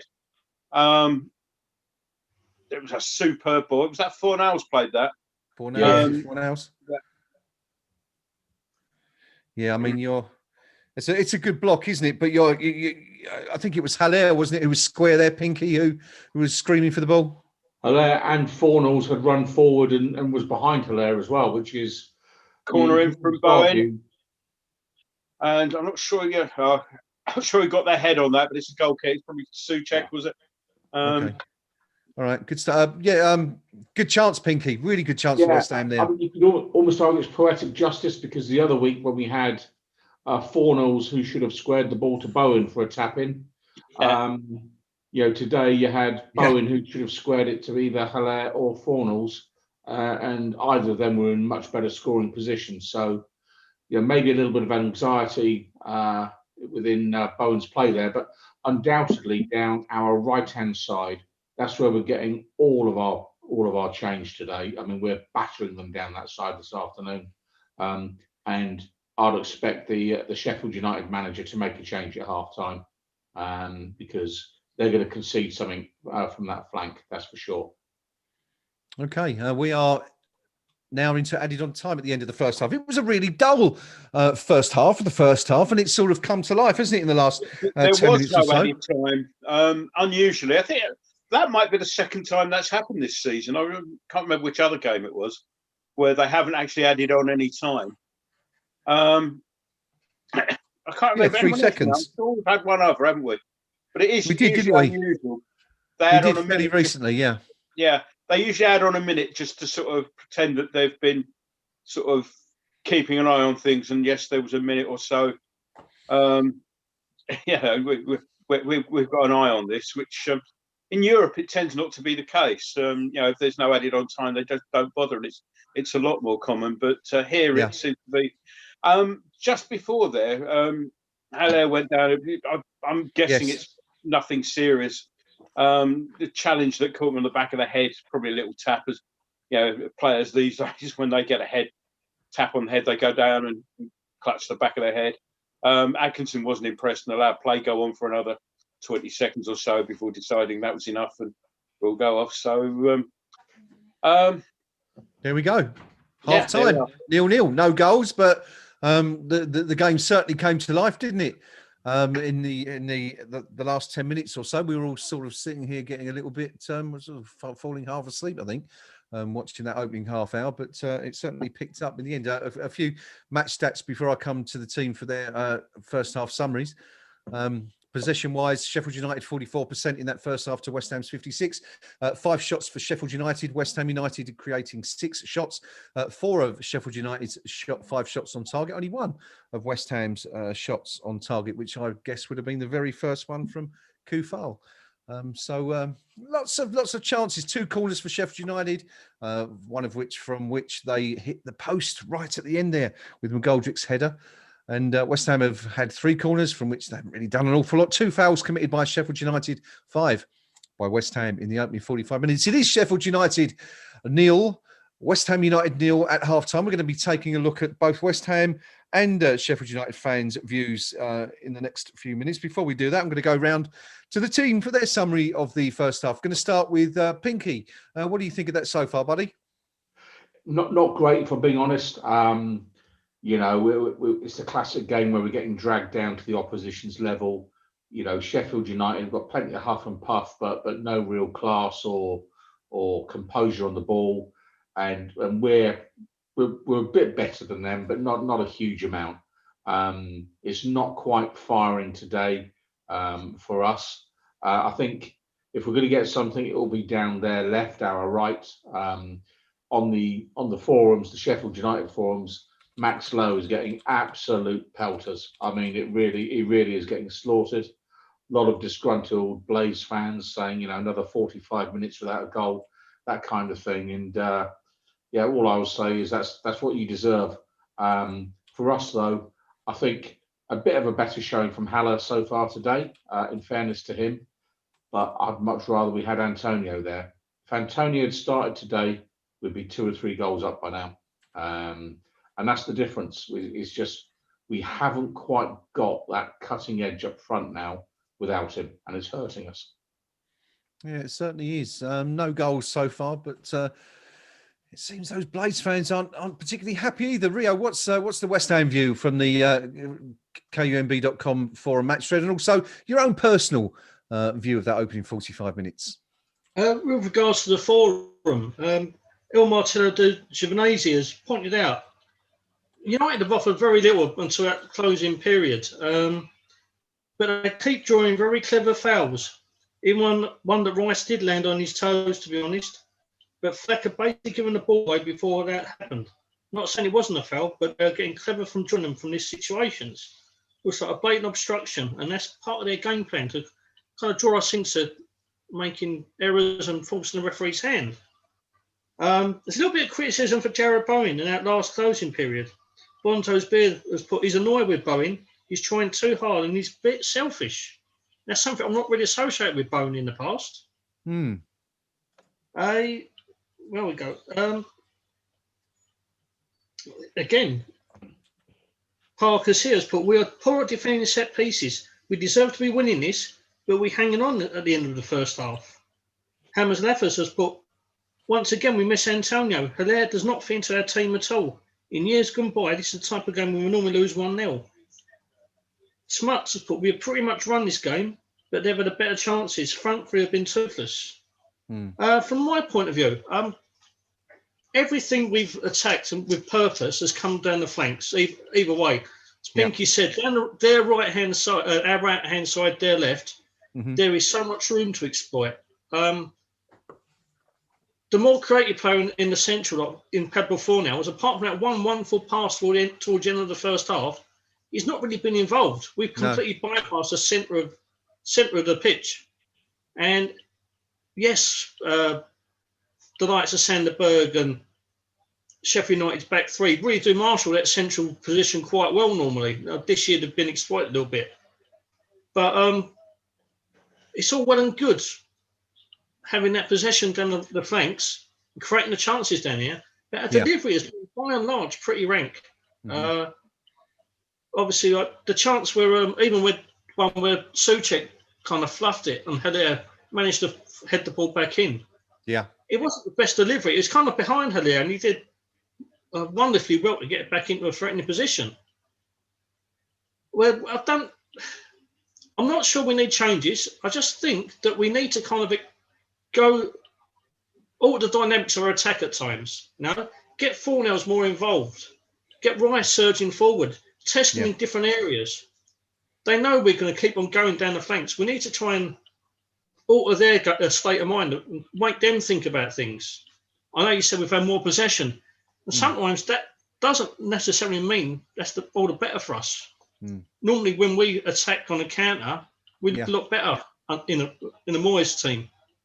We are much better attacking on the counter rather than having to think about things and force the issue. Yeah, that's so true. I mean, I think, if you look at all those results, the positive results we've had so far this season, possession-wise, we've been inferior to the opposition in every single one of those games. So that certainly bears that out. And just something I wanted to raise before we move on. Interesting comment, because I thought Sebastian Haller has been one of our better players, shall we say, in that first half. I think he's been involved with everything. He's put in a couple of really, really decent touches. Looked quite lively this afternoon. But Simon Osborne's just posted on the YouTube chat to say that it's always difficult playing with 10 men, and Haller has been non-existent. Do you agree with that, Rio, or do you kind of sort of go along with what I was saying, that he has looked quite involved today, and he hasn't scored, but he's looked reasonably dangerous. Yeah, I completely agree with you. I think he's looked a lot better today. Right. Again, it goes back to what I said as well about the delivery. The delivery has not come into him and helped him out at all. And this is something we do suffer from. But yeah, I think he's shown a lot of willing. He's got in dangerous areas. When we have attacked, he's been pretty much at the focal point of that, and he's helped out. A couple more comments as we speak. Yes. Moyes needs to have a word with Bowen. Been a bit greedy, in my opinion. Looks like he's a bit desperate to score when others were better placed to do so. Haller has done okay. Linked up the play and been involved in setting up the Kofel and Souček chances. Peter Hammer. Haller is definitely showing more effort today. Been quite happy with his effort. Owen might have been able to find him, but not the easiest pass. So, yeah, there's a groundswell of people agreeing with us that Haller, for all his faults, he's shown a bit more willing today, and he's getting involved. He's just he needs service, and he's not getting there. Yeah, Pinky, are you in agreement? Yeah, I think today Haller's been okay. The problem he's got now is Antonio has been playing so well. When we're talking about Antonio being Drogba-esque, that's how good Mikel's been this season. Yeah, and so Haller isn't being compared with a player who's out of form or whatever that may be. He's been compared with the Premier League's form player, almost surprise packages this season, and a player who demonstrably makes a huge difference to our setup. So it's kind of like he's getting compared with someone who's at the top of their game, as opposed to people just judging him on his performance today and what he can influence today. So it's a harsh measure that people are using on him. For what it's worth, I think he's doing okay today, but he needs to do more of the same in the second half. In terms of changes, I'll give it 15, 20 minutes. But the more I'm looking at this game now, I want a win here today. I absolutely want a win here today. And I think, Benrahma, well, there you go. You wanted to come, your agent wanted to bring you here, the chairman wanted you here. Well, show us what you can do, son. I'll be bringing him on with 20 minutes to go, and let's see what he can do today. I have two notes with regards to subjects that I wanted to chat about in the opening few minutes of the halftime break. The first one was Haller, and the second one was a possible change, bringing Benrahma on for Fornell. So you've preempted me somewhat there, Pinky, by bringing up that point. But it's a very good point, because I think we here on the panel, we're all very supportive of Pablo Fornell's, whereas some others might not have been quite so optimistic about his input in recent weeks and months. But it's sort of been a little bit quiet, and we saw Gnome, didn't we, for Benrahma come on against Fulham and completely changed the game, and not just for the better as well, because he had an influence at both ends. But your thoughts on those two? Firstly, on Haller and his input in the first half there, and the potential for bringing Benrahma in and giving us a bit more of an attacking impetus in the second half. The thing with Haller is, I think so far this game we've been playing a lot more to his strengths. Yeah. Number of times we've seen the ball played into him to feet with his back to goal, where he's turned and tried to spray it out wide and bring it. A couple of times, I mean, there's a couple of passes that he hasn't quite got the weight on it right. But there's that sort of thing. We're not playing it down those channels and saying, "There you go, Antonio, go fetch." You know, as we do with Antonio, we're not playing that way with him. So, and the reciprocal to that is that where balls have been played in a few channels, he seems to have, whilst not being, let's say, like 200% committed, he is going to do the chasing down a little bit. He's never going to do that as well as Antonio, but he's showing a bit of willing. So with that, then you're going to get a better game out of him. Yeah. I'll touch on a couple of points that we've raised so far. Just the observation on Bowen, and one or two people have said, "Oh, you know, that shot greedy, etc." Yes. I wonder if the missed chance from Souček might have had some bearing on that, given that when Souček screwed that wide, had he actually just tapped it with the outside of his right foot square a yard, that was a goal for Bowen. He was, and if you look at the replay of that, he's very narked about the fact that that's not what happened. And you know, I mean, when that happens to you, then you get into a good position 5 minutes later, as happened. The mental reflex has to be, well, I'm going to have a shot here. You know, I should have had a goal earlier, and I'm going to have a shot here, rightly or wrongly. So I wonder if that was some sort of psychological impact on that particular. Yeah. Good situation. observation. Yeah. But yeah, I mean, it's you know, it's not a great game by any stretch of the imagination. No, Ben Rama. Can he change the game? I give, if you're going to bring him on, I'd give him more than the standard 12 to 13 minutes, which seems to be. In fact, what tends to happen is that the decision seems to be made, and then it takes another 5 minutes for the ball to go out of play or something like that. Yeah, I'd do it. I'd do it sort of maybe on the hour. Okay. Good half an hour. Give him a good half an hour to get feel for the pace of the game. If we're going to do it at all, see where we are on the hour and then think about it. I mean, you know, it might either we're either going to be sort of needing him to do that, or we're going to be comfortable enough that you can bring him on to give him a run out type thing. So yeah. Okay, good stuff. Yeah. Just sorry, slightly distracted. I've been given a bar of chocolate to keep me going for the day. So my apologies. Just looking at the bench there, Gnome, we've got some attacking options, haven't we? We've got Robert Snodgrass, who of course we spoke about earlier, and said that, you know, he should have scored. He did score. It was unfortunately ruled out last season. Manny Lanzini, we haven't seen a lot of him since you know, he scored that absolute the goal of the season elect at Tottenham a few weeks ago. Ben Rama, of course, we've spoken about. So you know, I guess Moyes has got a few options, and no Yarmolenko today, of course, who is no Yarmolenko, to say he's quarantined, I think. And interestingly, I'm not quite sure. Does anyone know where Fredericks is?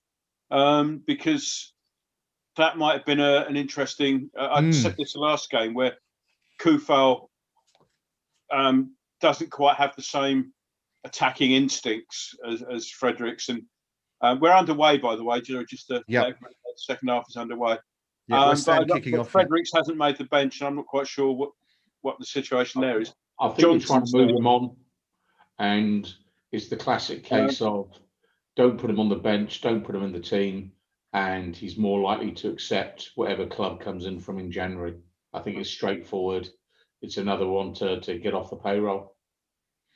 Yeah, he hasn't written, of course, you know, completely ignored in the first team since Kufal come in. So, you know, wouldn't be surprised to see him go on, I guess. And of course, he didn't cost us anything. So, probably not the greatest loss at the moment to West Ham. But as Gnome says, we are underway again. We're a minute into the second half. I don't think we've got any changes from either side. I've not noticed any. No substitutions. Sheffield United have. Well, we had the ball deep in their territory with Bowen put a cross in, but there was nobody in there, and it just went harmlessly through the keeper.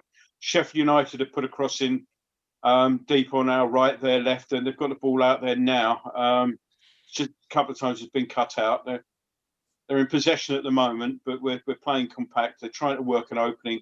again, still out on their left, but Balbuena puts a foot in, and that's McGoldrick has a shot from distance, but it's meat and drink for Fabianski. Our first effort of the half, indeed, Yeah. coming some 90 seconds or so in. Is Sheffield United nil, West Ham United nil? Yeah, that McGoldrick effort from about 25, 26 yards. Not troubling Fabianski, who's been pretty good so far, I think. Had a few saves to make, but just going back quickly before we move on to that point about Hilaire. It was Simon Osborne who raised the point about Hilaire not being involved that we kind of didn't agree with, and Simon, just to give him his credit, has come back and qualified that by saying that if Hilaire wants to be a starter and keep his place, he should look at trying to emulate the effort levels of Antonio, which I guess is a fair point, you know. Yeah. But as we've said, it's Pinky, I think, said it's a high bar that's been set there by Antonio, who's been absolutely magnificent since Project Restart began, really, not just this season, but going back to June. So credit where it's due to everyone involved. Sheffield United nil, West Ham United nil. No changes, Pinky, at half time. Who's going to break the deadlock here, if anyone? Well, West Ham United will. I mean, we're better than Sheffield United this afternoon. You know, I think the scoreline is, I wouldn't say it's unfair, but I just think we're playing the better football this afternoon than them. I think they're big on effort, Sheffield United, but I'm struggling to see a single one of their players that would get into our starting 11. You know, and I'm looking at the Blades forums, and they're raving about Declan Rice and Aaron Cresswell. They're absolutely raving about them, saying they're, you know, top draw players, and they haven't got anyone of that caliber in their lineup. So, you know, I never thought I would be agreeing with Sheffield United supporters so much, but there you have it. So don't fall into our box play. Sheffield United, we haven't cleared it. Sheffield United are on the attack again. Ball coming down our left-hand side now, but Masuaku's put the foot in and broken up the attack. And some nice passing. Yeah, some nice pass. Pass across the box gets blocked, but manages to work its way through. And well, Haller would have been penalised there. Rest played advantage because Sheffield United have retained possession. I'd say he was more sinned against than sinning in that challenge, but we didn't get the free kick. So Sheffield United trying to exert a little bit of pressure at the moment. It's all in our half. Ball played in, cut out again, but it's coming back a little bit at the moment, and we need to really sort of win the ball, cut the ball out, and then retain possession a little bit more. Okay, well, let's keep an eye on that. Nearly 5 minutes into the half. Pinky, just going back to that point you were making about the Sheffield United fans, interesting to see Aaron Cresswell highlighted there. I mean, but I think we'd all agree with Declan Rice, but you know, perhaps we don't give Cresswell enough credit as Hammers fans. Well, I think when he was taking a lot of stick, he was playing, you know, as a conventional fullback. I think the fact that, you know, the way that the manager has protected him and others to a certain extent by changing the team shape and finding, you know, and this is where we've got to credit David Moyes, is rather than whinge about what he hasn't got, he is making the best of what he has got. And that's good old fashioned management. And he's basically got, these are the players I've got. So I'm going to go with that 3 centre backs, of which Cresswell's going to be one. And it's working for him. It's working for him. And suddenly Aaron Cresswell looks not quite the player he was when he first joined us. But he's certainly doing enough to justify his place in the starting 11 every week. And, you know, when he's getting articles where it's specifically been drawn to the fact that all of our attacking play is coming through him. You know, and you look at the stats and you're thinking, him, Masuaku, it's working well down that side. It's good news. It's good news for us. I mean, today, I think Souček's been a bit quiet, if I'm being honest with you. And I'd like to see either him or Rice just shove ever further forward, just have a crack, have a shot. Because, you know, a shot from 15, 20 yards here today could be the difference. But has anyone had a shot yet? No. No one's really taken a dig, a chance so far. A Kovac even But, You just Everton, I taunted think, me or- now. Oh, lovely ball in from Rice, and Lucky shot. it's Haller very nearly got on the end of it. Did well to bring it down, but keeping it quite under wraps. Lovely ball from Rice, just a little chip over. He's onside. Does very well to get anything on there, but good goalkeeping.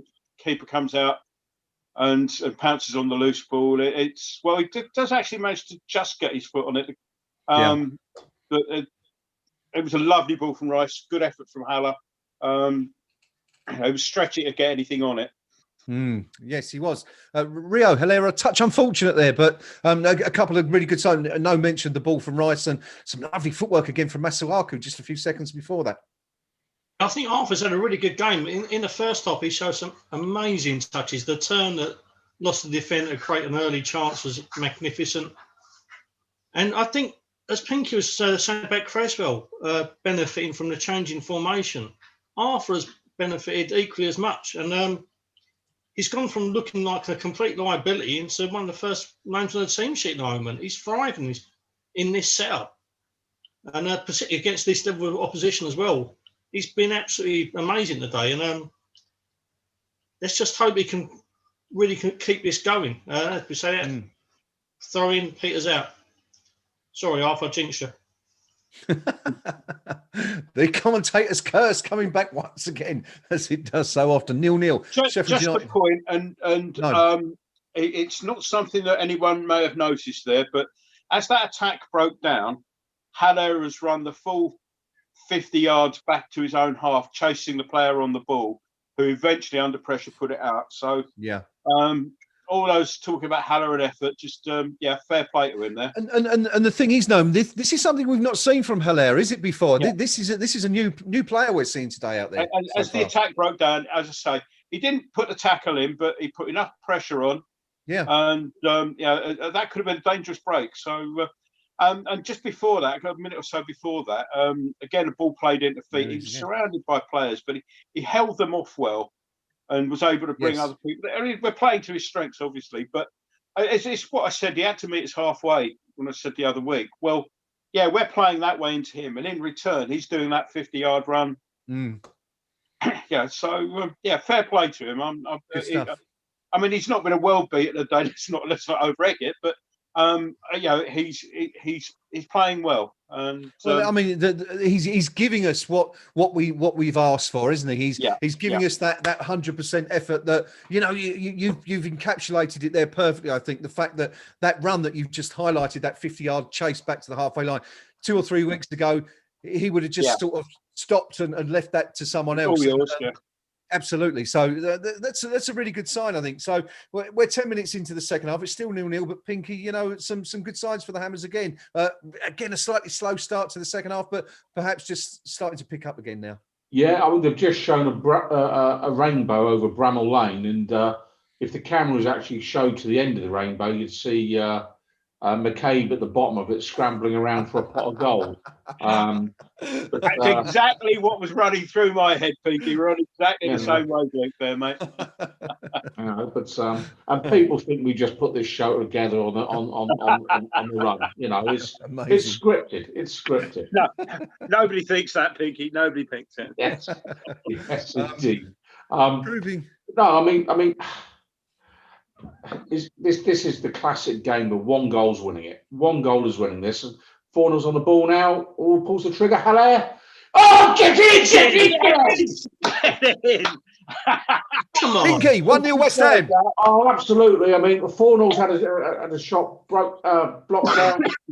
Ball fell to Haller, and he hammered it from 19 yards. Bang, he buried it. You don't save those, son. In it goes. Have that Wilder. Have that McCabe. Have that Sean Bean. Stick your greasy chip butty back in the box, son.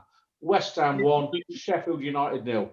56 minutes gone. We said it was coming. We also said that Hilaire's been playing a lot better and looks a different player. And Pinky, just 2 minutes ago said, isn't it about time a West Ham player pulled the trigger from outside the box? It must have gone straight through to Hilaire's head. Rio, what a lovely goal. And we've deserved that, haven't we? Fantastic strike. Probably the first time we've attacked through the centre all game as well. But 4-0 in, his shot block. Hilaire absolutely hits that. What a strike. just bending away from the keeper top corner. It's about getting a little bit of stick on the forum again. There's a lot of mixed opinions, and I just hope that puts a few people in their place, because it's been a decent performance from him today, and that goal could drive him on to better things. Let's just hope that rekindles his passion and his desire for West Ham. When he scored, his teammates surrounding him, they seem delighted. Seb doesn't always look delighted, and he still doesn't look particularly happy. But I just think there's a little bit of anger and passion and fire inside him. I was just going to say there, Rio, actually, this kind of nonchalant celebration. He kind of just turned away and was like, oh, well, there you go, I'll take that. That's his trademark, though, isn't it? I mean, I exactly. To be boastful, I scored literally in the hundreds of goals in adult football. And after the first few that I scored, I learned that I didn't actually do any sort of runs or celebrations. The main reason was that if I did that, by the time they kicked off, I was knackered. And, so I thought, well, let me just walk back, get my breath back. And no, there are a couple of things there. One, Rio touched on it. The delight in the terms of his teammates for him was, and I don't expect Haller to go loopy when he scores a goal. Sheffield United manoeuvre the ball at the box, but it's cut out Rice in the right place at the right time again. And there's an offside in the middle of that anyway. But his teammates were delighted for him. There was, you could tell that. And just another thing, just apropos nothing. My beloved this morning, she does the occasional flutter, and she said, "Well, who's going to score first for you then?" And we're discussing that. I said, "Well, Haller getting a lot of stick lately, but he's due a goal." I said, and I think if I wasn't really listening properly at the point, but I think she may have stuck a few bob on it and get the first goal. So it's your round, love, if you're watching this. well done indeed. A fantastic goal. I've completely lost where I was going to go with that now, but sorry. I'm going to go straight over to Pinky to pick up, because I've lost my train of thought completely. Pinky, you did say that there was only likely to be one goal in this game. It's that sort of game where one goal wins it. We've got the goal. Can we hang on now? Yeah, I think we'll do better than hang on. I mean, I think now we've put Sheffield United where we want them, which is they now need to chase things. I said earlier they'd have been happy with a point. Now they haven't got anything. So they've got to actually come at us a bit more. And we'll see, maybe that could open up some space for us. I'm just impressed, actually, with Gnome's other half actually asking about the football over breakfast. And all I'll say to you, Gnome, is, she's a keeper. No question of that. I mean, that's I've got her more as a right back, but I was going to say, don't tell David Sullivan she's a keeper. He might sign her as a backup to Fabianski in January. Better than Roberto. Appear at Rush Green tomorrow morning. I'm sorry. It's actually come back to me now where I was just going to go with that, because on the BBC commentary, literally 30 seconds before Seb Haller scored that goal, a post popped up from whoever's doing the text commentary on the BBC, and they wrote that lustily, Haller can't be a bad player. He scored goals in Germany, but he's just not quite up to speed of it when I see him. Doesn't mix it like he should. I mean, it could well be with West Ham that they simply don't play to his preferred style. He's tasked with doing a lot of the Andy Carroll type jobs. 30 seconds later, bang, back of the net, 1-0. There's a commentator's curse for you. Rio, an hour gone. West Ham United leading 1-0 here at Bramall Lane. We spoke about substitutions. We're attacking. Got a loose ball on the left, come our way. Fornals, square ball to Bowen. Bowen wriggled his way. Just ran into traffic. Couldn't quite get the shot away, but a couple of tackles end up with a loose ball that Fornals pounced on down the left wing. And I think an early ball into Haller might have been the better option there rather than carrying it. But Haller was completely unmarked in the middle there for a second. And as I say, Bowen came onto it, tried to wriggle his way through, but just got outnumbered in the end. Haller looking a little bit frustrated once again there, Gnome, with the ball not being played to him. 4 hours, all he had to do was look up and play the ball first or second time.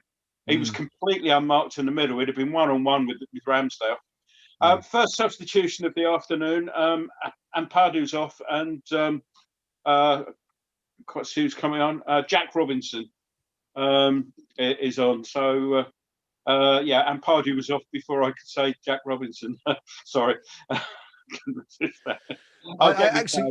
I was just thank you for that, Gnome. I was just going to come to you on that, Rio, before that little segment of play there.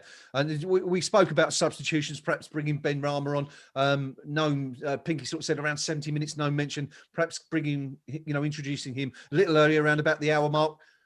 Do we just hold off for that now? We're 1-0 ahead. Is it just a question of just sit on it for a little while, or do we still need to think about introducing a new? I'd definitely sit back for a while. Sit back for a while. The one change I would have been looking at was if Ben Ryan was going to come on and be for Bowen. So I think his decision making today has been really poor. It's not been the Jared Bowen we've seen for the last few months, and it's a bit disappointing from him. The only thing is, when you take him off, you lose his industry and work rate. But I think if we do make a change, be Ben Ryan for Bowen. Give them what to think about. A few more attacking options. They're there to exploit. I mean, we've seen that there's loads of space down the flanks. We attacked down the middle the first time properly, managed to score from it. They're there for the taking. We can extend our lead, but at the moment, just sit and hold. Don't lose the industry. Don't lose the work rate. Let's just stay as we are for the next 5 or 10 minutes at least, then reassess. Okay. Well, we'll keep an eye on that, obviously, and see. Just an update, because I'm sure everybody will want to know this.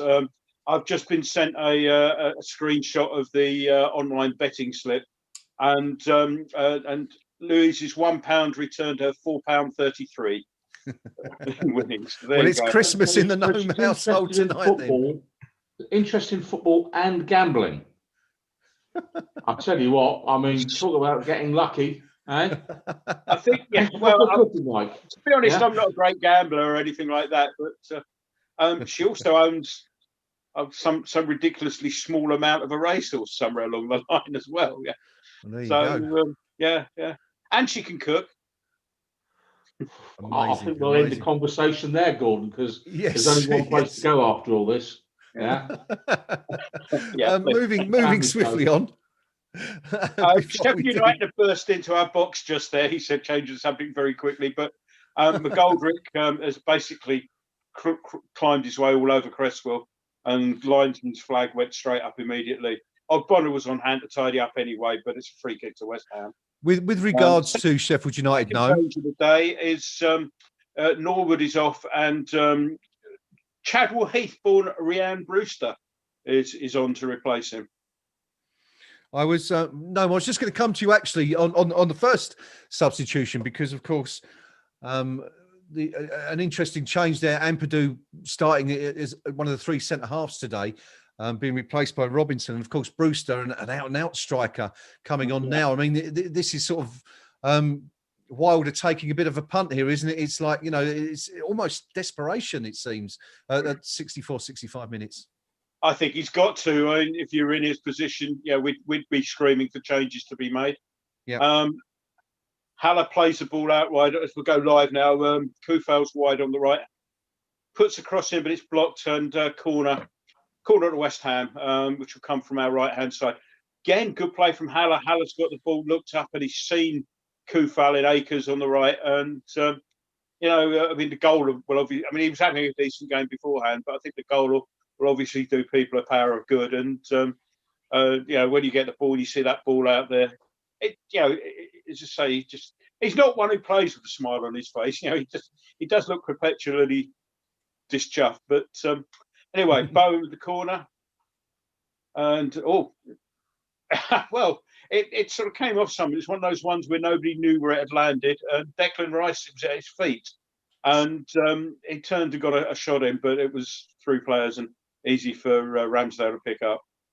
But it's one of those ones where it lands and you don't realise it's down at your feet.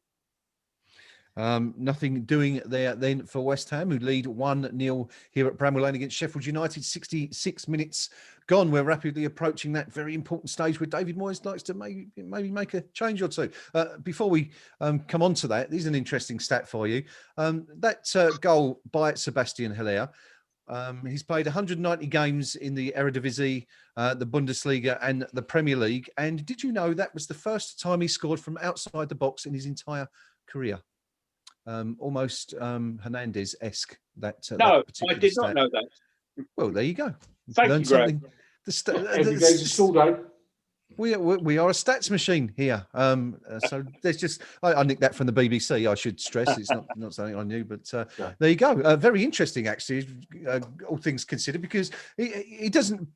Pinky doesn't really strike you as that sort of forward, does he? The kind of fox in the box that Hernandez perhaps might have been. But there you go. Interesting one nonetheless. Yeah, and I mean, I'm a bit weird. I like my strikers to be a bit physical, a bit angry, if you know what I mean. And let centre backs know that they've had a game in the afternoon. You know, Allaire always strikes me as the sort of player that, you know, he'd come home, find you in bed with his missus, and actually offer to get the decent champagne out of the fridge for you. You know, he's one of those. He strikes me as a thoroughly nice guy, so to speak. But today he's played well. He's done okay for us today. Just had a quick look at the Sheffield United forums, and you know, here's another stat for you: 100% of them think they're absolutely rubbish and done for. So, you know, that's not the sort of stat the BBC report, but on whatever Sheffield United forum I'm on, I mean, it's just, you know, it's Groundhog Day again. Here we go, 1-0 down. You know, we are done for. Well, we're on the attack. Hang on, Fornals is on the edge of the box. Pulls it. Well, he's delayed the attack and it's broken down a bit there. And that's a ugly looking attempt at a challenge from Fornals. I think he pulled out of it just as well, but that was looking promising because we had a man over, but I think Fornals was delaying it and tried to bring the ball back in across the box, and which turned out to be not the wisest of decisions. Okay. Shame there. Good stuff. Pinky, you were going through the Sheffield United forums to join in with their misery, really?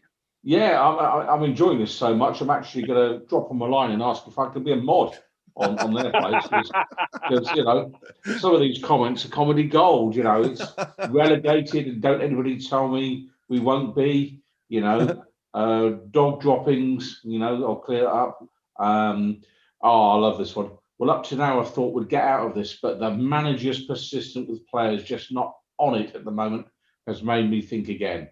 Excellent. So suddenly Wilder is now a bad manager. You know, what the hell has he ever done for Sheffield United? Should have scored. No, that should have been. Should have scored. You know, rubbish now. He's back to rubbish again. You know, good move there by ourselves. Ball moved nicely down the left-hand side. Rice, I think, played it out to Masuaka. Great cross in, and again, probably using the wrong foot. Did the defender just get a foot in? No. Yeah. My money, Hallis would have buried that. You know, should have buried it. Should be 2-0, but there you go. I think Hallis' GPS was slightly off kilter there, and he didn't quite realise where he was in relation to the goal. Yeah. Well, listen, one thing I just wanted to point out quickly, just to keep an eye on it, it looked like Angelo Ogbonna might have pulled up a few seconds ago. He was stretching for a ball, wasn't he, in that move? Yeah, so just one to keep an eye on there, I think, and just see what's, you know, if there is any. He seems to be okay, but he seems to be moving at the moment. Yeah, just struggling a few seconds ago. 70 minutes gone now. West Ham leading 1-0. Yeah, the cross from Sheffield United again, not played very well. Masuaku lays a short ball off to Fornals. Rice is now moving forward. And he's been able to run 30, 40 yards. Can he get that in? Fornals, yes, just keeps the ball in. No, it's gone. Nice idea from Rice. Rice ran a good 30, 40 yards into Sheffield United territory. He's getting into it now, isn't he, Gnome? Declan Rice is really beginning to show in the last 5 or 10 minutes. It's basically he's being allowed to, because Sheffield United have are now sort of. Sorry, just wondering what was happening there. And now sort of chasing the game, so that when they're putting players forward, they're leaving that big gap in the middle, so Rice can win the ball or get the ball given to him, and he's got that space to run into. Yeah. So. Yes, very true. We're into the final 20 minutes give him the anyway. ball away there, but he's won it back, so we'll forgive him the initial one. Okay. And pulls out Rio. wide with Matsuaku now. Okay. Let's stick with that for a moment. And again, Matsuaku gets it back down the byline and another corner to West Ham. Okay, well, let's go over to Rio. Rio, take us through the corner if you can, my friend. Yeah, and then sure. off that, we'll jump into the KUMB Forum just to see what's going on in the match thread. No problem. We just had a bit of an unsavoury viewing of Arthur clearing his nostrils, which I hope doesn't get put on the Sky highlights later on. I presume Cresswell's going to take it. Can back to the camera section yet? Yep, Aaron's over the ball. Angelo's up there. Let's hope with a decent delivery. Not done many from the corners. In it comes. Good header. Oh, hits the bar. Declan Rice hits the bar from the corner. It's great delivery. The first decent corner we put in. We're not had many, but we've not made them count when we have. Declan gets up above the first man, straight onto the crossbar. Very unlucky. We need to make these one. We need to get a second. We need to make one of these count and seal this game up. No, because it's typical West Ham that we would let it roll. The last 5 minutes, I'm really shocked by the lack of work rate and effort from Sheffield United. They've let us play a little bit, and I would have thought they would have been all over us like a rash, but they've given us room and time. And it's very not befitting a Chris Wilder side for me. As I say that, they're back on the attack, but awful ball, and it goes out for a frame for West Ham deep into our half. Declan Rice inches away from doubling West Ham's advantage there, and that surely would have been an insurmountable position for Sheffield United to recover from. But Rio, while there isn't anything happening directly on the pitch right now, let's have a quick dive into the KUMB.com match thread and see what's going on there. Yeah, I know it seems a little bit of a while now, but the bulk of it was regarding Haller and his goal. A lot of obviously positive reaction. You're not going to get negative after that. Italian Hammers put, this is what Haller can do. If he gets the ball near the area, Gaz WH266, that's it, I'm done with Haller. His celebrations are crap. Dropping because he doesn't celebrate very well. Sack him. I would like to point out on the actual Wise Up Mother Band thread on the forum, erstwhile friend Hammerman11 made a rather strange comment, which was, Haller is poor, more chance of me scoring. So tonight in the Hammerman11 household, there could be a little bit of passion on the card. Sorry, Rice has just put in a perfectly timed tackle with somebody running at him, and it's just, somebody's going for it, head down, running for it, and Rice has just stepped in, perfectly timed. I mean, it's not going to make anyone's show real, but it was just. Hang on. Oh, McGoldrick hits the bar. That should have been 1-1. Very fortunate there, West Ham. Close call, Pinky.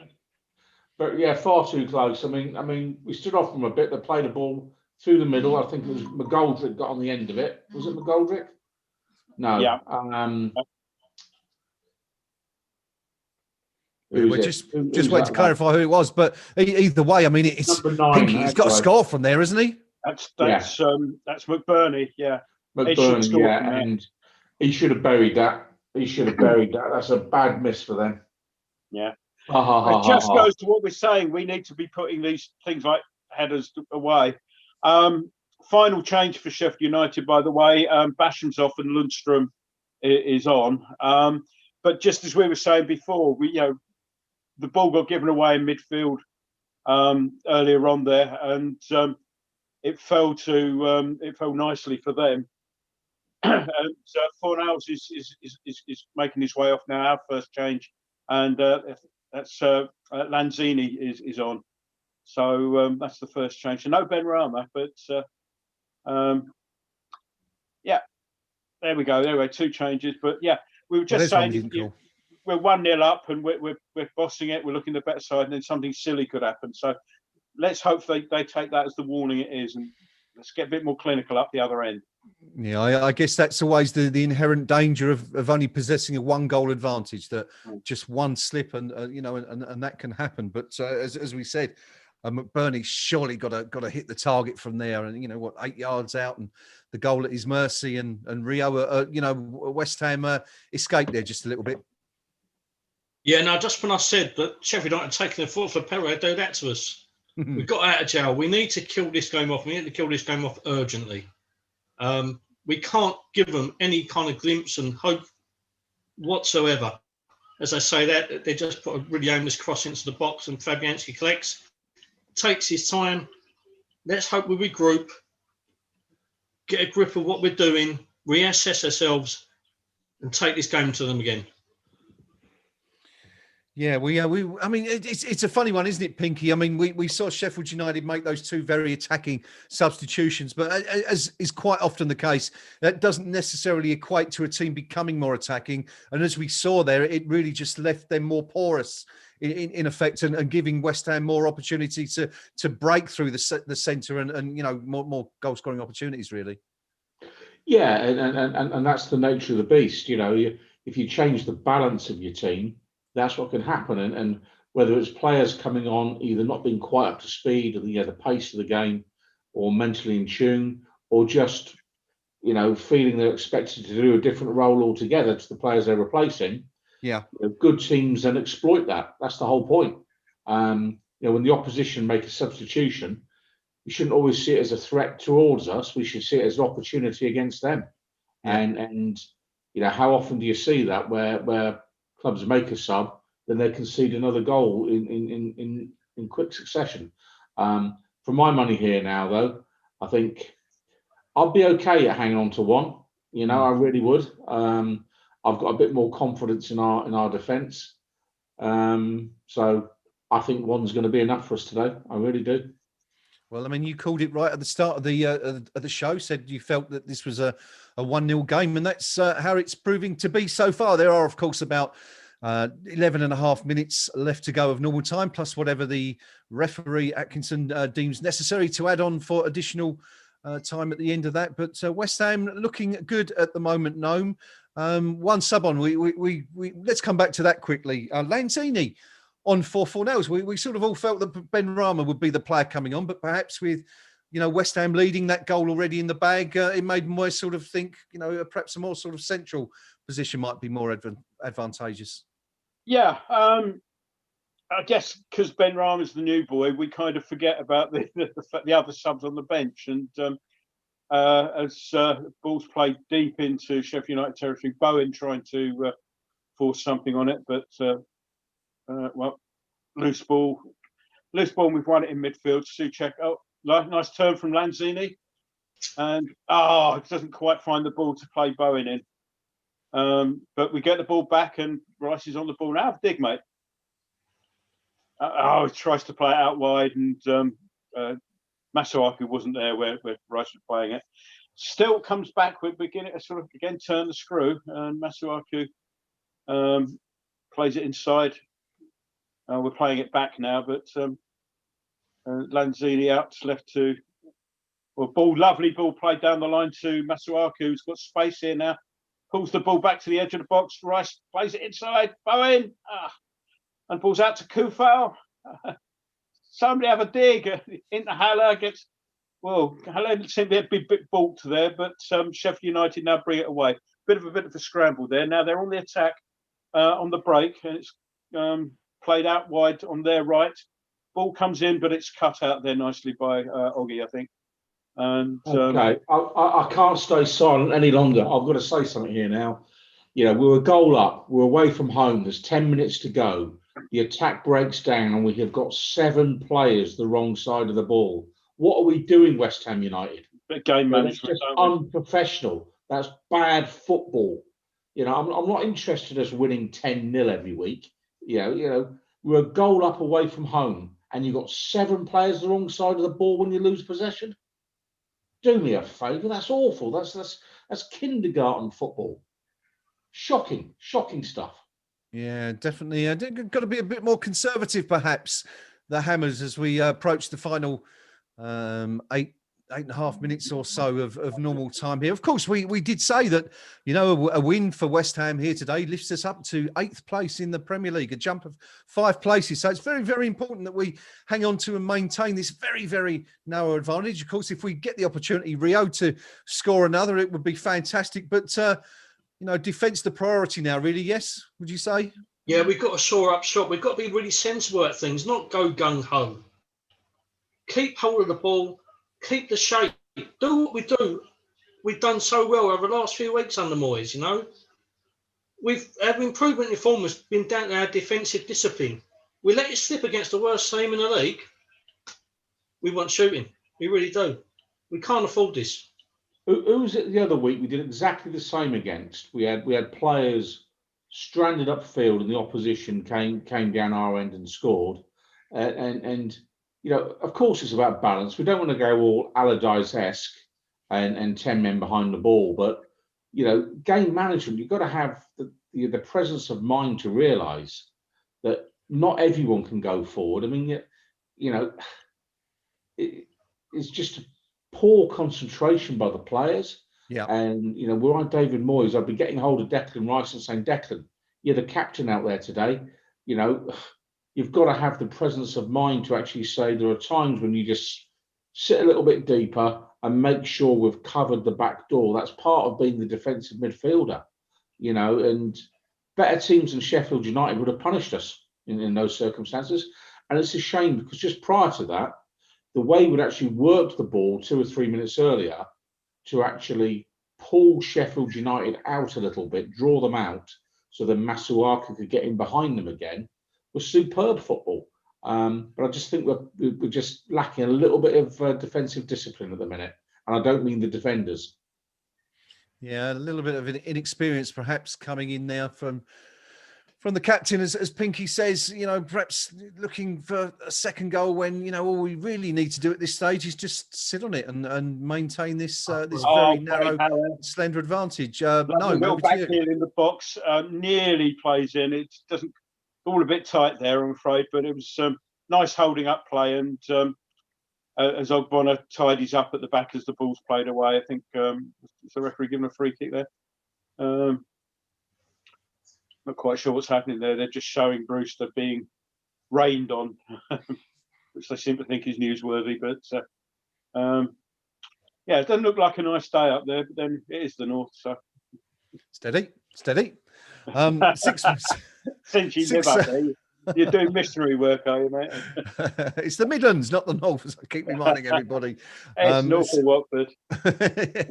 6 minutes left to play. Sheffield United 0, West Ham United 1. Can the Hammers hang on for a very, very valuable 3 points? Sheffield United beginning to look a little bit desperate now, Pinky, especially Chris Wilder, who's looking a very, very worried man. You know, he was the Dogs' gonads this time last year, as far as those Blades fans were concerned. And as you've said already today, there's a few of them sort of actually mentioning getting rid of him now. I mean, it just seems incredible how things can change so quickly. November is the cruelest month for Premier League managers, and that's normally the month when, you know, the first cull is made of managers. I don't think Wilder is likely to be under serious pressure. Because, you know, I think he's got enough goodwill in the bank because of what went on last season, the season before. But, yep, you know, the plain fact of the matter is, you know, if this stays the way it looks like it's likely to, after 9 games, you know, that's a quarter of the season gone and they will have 1 point.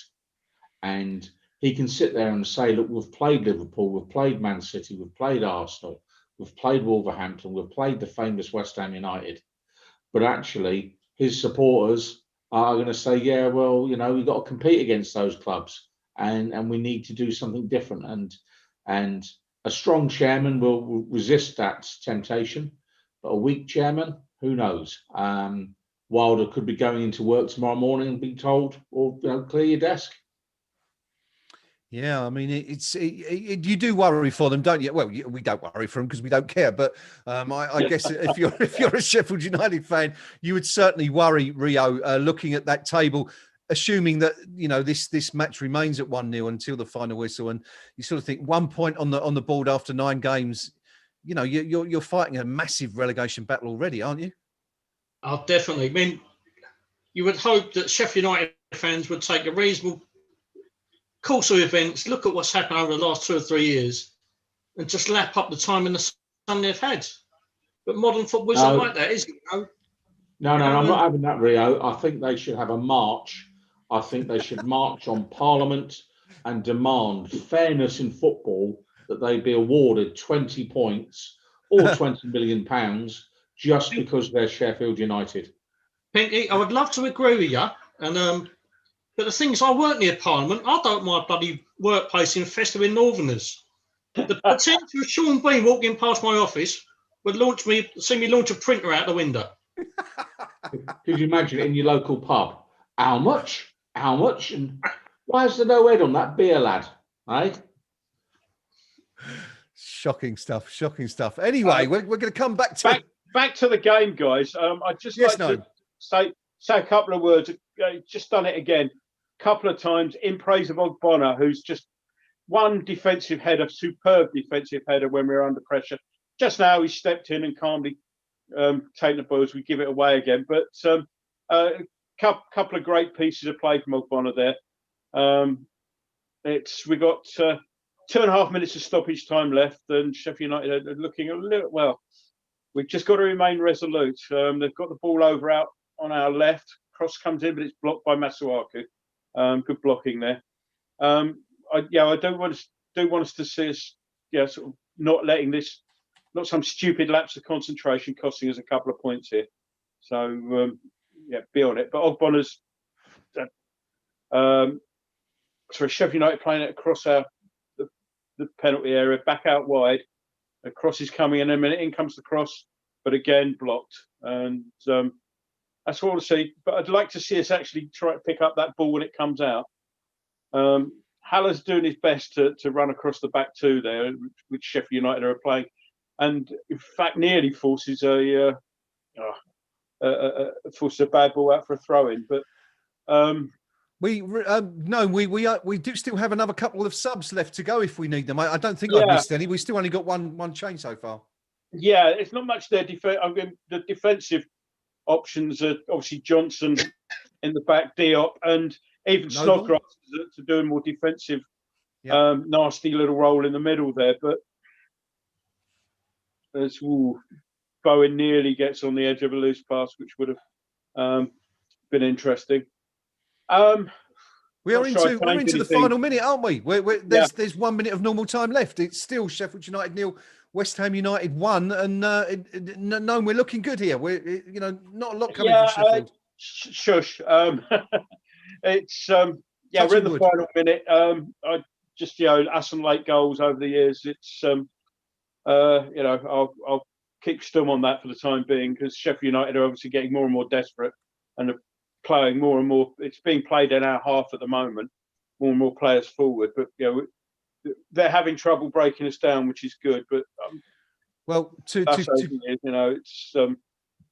expand on that point there that you've just made about them finding it difficult to break West Ham down, according to my notes, their last shot came in the 76th minute, which is some 13 minutes ago. So I mean, if that's pretty good testament to how well we've defended since Pinky. We spoke, didn't we, about we're in stoppage by the way now, and those two players, attacking players, and it's not really helped them a lot, has it? No, and what we've done there now, the last 2-3 minutes, we've fallen back into our defensive shape. We've got the discipline back in place about marking the space, and I don't think that Sheffield United have got the wit and the guile to break us down in that sense. So all that discipline stuff you do in the training ground Monday to Friday, this is where it pays off. And a much better 2 or 3 minutes from West Ham, who suddenly have realised all they've got to do is hang on to the 1-0 and they go home with 3 points. So I think the message has clearly come from the bench out onto the pitch, which is be professional, do your job, and we go home with everything. There's no need to chase a second goal. Doesn't mean that you just stick 10 men behind the ball, but it means when you haven't got the ball, you've actually got to be very quickly back into position, back into shape, and work hard just to shut down the space, deny Sheffield United any opportunities. And Noble's coming on now. On you come, skipper, and I think that's him past Stevie Potts now, isn't it? So Bowen goes off, Noble comes on. Sorry? As we said, we expect those changes to come right at the end here. We're into the last 90 seconds now. As we said, the skipper coming on to replace Jared Bowen, who's worked diligently out there as he always does, but with little reward today. But of course, he's part of a fabulous team performance that looks like, I think we can almost say that, is going to take 3 points here this afternoon, Rio. Yeah, no, we're just playing it into the corner now. Kufel juggling about. Here we go. Now, this is good game management, West Ham. It's professional. We just give away like free kick now to Sheffield United. 45 seconds to go. Surely even we cannot throw it away now. I'm expecting a big punt up, which it comes. Good header by Souček. Oh. Oy. 30 seconds to go. Sheffield United building in their half. Cross comes in. All right, falls through. No, we see it out. Gnome, do you want to take this up because I'm panicking? Well, Sheffield United now, we've got 15 seconds or so left. Ball played in. It's good defending from West Ham. Lanzini, though, loses out. Cross comes in, but it's sliced and it goes straight through to Fabianski. That will pretty much be it. It's the 3 minutes of stoppage time are now over. We're just waiting. I think the ref will blow up as soon as Fabianski launches it, as is their wont. They never like to blow up when the ball's in the keeper's hand. So, and I think you'll find there it is, 3 points. Good, thoroughly good professional performance. West Ham, not eye-catching, not astounding, but it was a good professional performance. Just for once, we had the ball down in the corner flag there, and we looked like we were capable of keeping it there. I never like to see us do that because we're rotten at it.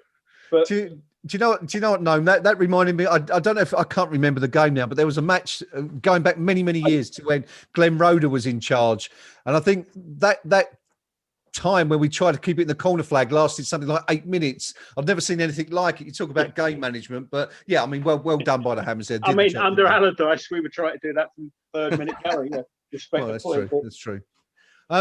Final whistle. It has finished. Sheffield United 0. West Ham United 1. West Ham rise to 8th in the Premier League. It's back-to-back wins for the Hammers. We said on paper these are the games we should be winning. Well, we've gone out there on the grass and we've done that. We've beaten Fulham 1-0 very narrowly, a late winning goal, and it's again a second half goal, 56-minute goal from Sebastian Haller, who was pretty damn good today, I think. That's lifted the Hammers back up to 8th spot in the Premier League. Nosebleed time, Pinky, for the Hammers now. Yeah, I mean, very, very good indeed. And these are the games you've got to win. Whilst a point away from home is never, ever a bad result, a win obviously is better. And, how often in our history have we gone to teams that sit bottom of the table and we've got turned over? Teams that we should beat, and they actually get something from the game. So I'm very, very pleased with what we've done today. A little bit harem scaring with 10 minutes to go, and I've sort of lost it a bit there, but I will never, ever, ever accept when you're a goal to the good, when you surrender the ball, that you've got 7 players the wrong side of it. I mean, that's just bad football. They got their act together quite quickly after that, and saw the game out with a bit more intelligent game management, but that's a good win because any way you slice it, 8th position, a positive goal difference of +5. We've had quite a few difficult games so far this season. That game this afternoon, never a classic, never one that you're going to keep in your top 10 West Ham games, not even of this season, let alone of all time. Mm-hmm. But we've got 3 points. And sometimes you just got to win ugly. And they've tried to drag us down to their level. Sheffield United look to me like a championship standard team. Lots of huff, lots of puff, but no real guile, skill, class or finesse. And that kind of sums them up as a football club, really. No class or finesse. And they got what they deserved this afternoon, which was nothing. I hope that they lose heart. I hope they lose hope. I hope they lose any shred of dignity they've got left.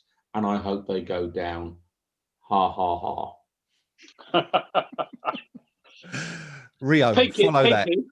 Pinky, don't mince your words, mate. You're amongst friends. Tell us what you really think. Yeah, well, they really boil my piss. I'm sorry, but they really do upset me. No fans of Sheffield United here in the KUMB studio, as you can tell, and a great deal of delight following that victory. Rio, it's been another unspectacular performance from West Ham, but it's another winning one. And as we keep saying time after time, if you can go out there and not play to your best and still come away with 3 points, you must be doing something right. And David Moyes is doing plenty right this season so far. Most definitely. He's got a coaching staff around him that is working immaculately. He's drilled into his side a resolution and the belief that we've not seen in many West Ham sides over the last 30, 40 years, have we? I'm just delighted. I mean, you say it wasn't a spectacular performance, but there was enough there that we could have won that by 3 or 4 easily. It took one moment of sheer class from Haller to do it. We didn't capitalise on our chances, but we showed enough there to put them to the sword. It's only when we lost a little bit of concentration. Arthur had had a great game until that moment, the lapse of concentration, which he is prone to, as we all know. Sheffield United broke away and hit the bar. Apart from that, they didn't really offer a lot. No, we was by far the better side. No, and with our limited squad, the limited trusted players that Moyes has at his disposal, we ain't doing too badly, are we? We're doing all right. We certainly are. We're doing we're certainly doing a lot better than most West Ham fans predicted we'd be doing, I think, by this stage, sitting 8th in the Premier League as we speak, with 14 points from 9 games, and of course back-to-back wins, which doesn't happen very often, regardless of the quality of the opposition. Some final match stats for you. Well, Sheffield United managed to turn the possession statistic around in the end, enjoying 51%. Or I would say enjoying. They didn't really enjoy it a lot, I guess. They had 51% of possession ultimately to West Ham's 49%. 9 shots for Sheffield United to 15 for West Ham, backing up what Rio said there a few moments ago about the Hammers perhaps having the opportunities to win by a greater margin than the 1 goal that we did in the end. Sheffield United 5 shots on target. West Ham only 3 out of those 15 on target. A little bit of profligacy in front of goal, but of course Haller's goal the only one that counted. 2 corners for Sheffield United, 6 for West Ham. 7 fouls committed by Sheffield United, 6 by West Ham United. But West Ham United winning 1-0. Gnome, we did say, Pinky said that it wouldn't make the top 10 games of the season, that one today. That goal from Sebastian Haller probably will make a top 10 or 2, though. I would wager by the end of the campaign. Yeah, decent bit of class. I think what was concerning me was that Pinky sort of mentioned class and that, and I mean, compared with them, we had it, they didn't. And the problem Sheffield United have got is that huffing and puffing will only get you so far. We could easily have dropped 2 points there, but with that effort that hit the bar, and but overall, class you hope would actually tell. And so just showing the goal again and Haller's non-celebration, I actually like that. I think that's as much a celebration as Antonio doing, isn't that? To me, and I think that's quite funny. You may want to put me on mute for a few minutes because very shortly we're going to go to the managers. Okay. In fact, we've got Haller on now, so mute me and I'll tell you what he has to say. Good stuff. Well, we'll come back to Gnome in just a few moments. Pinky, time for man of the match shouts. Quite a few out there today. Sebastian Haller, as we've said already, played very, very well today. Made the difference with a fantastic goal. Lucas Fabianski, another clean sheet, made several decisive saves, made himself big for the big chance for McBurney, you know, when he crashed that shot against the crossbar, you know, in the 75th minute there. Declan Rice looked strong and assured, a couple of dodgy moments, but a much, much better performance. Angelo Ogbonna in there, superb job at the back, you know, making his challenges at the right time. Very, very decisive, very, very clever. Arthur Masuaku, another. I could go on. Lots of contenders today. Who tipped tips the scales for you out there this afternoon?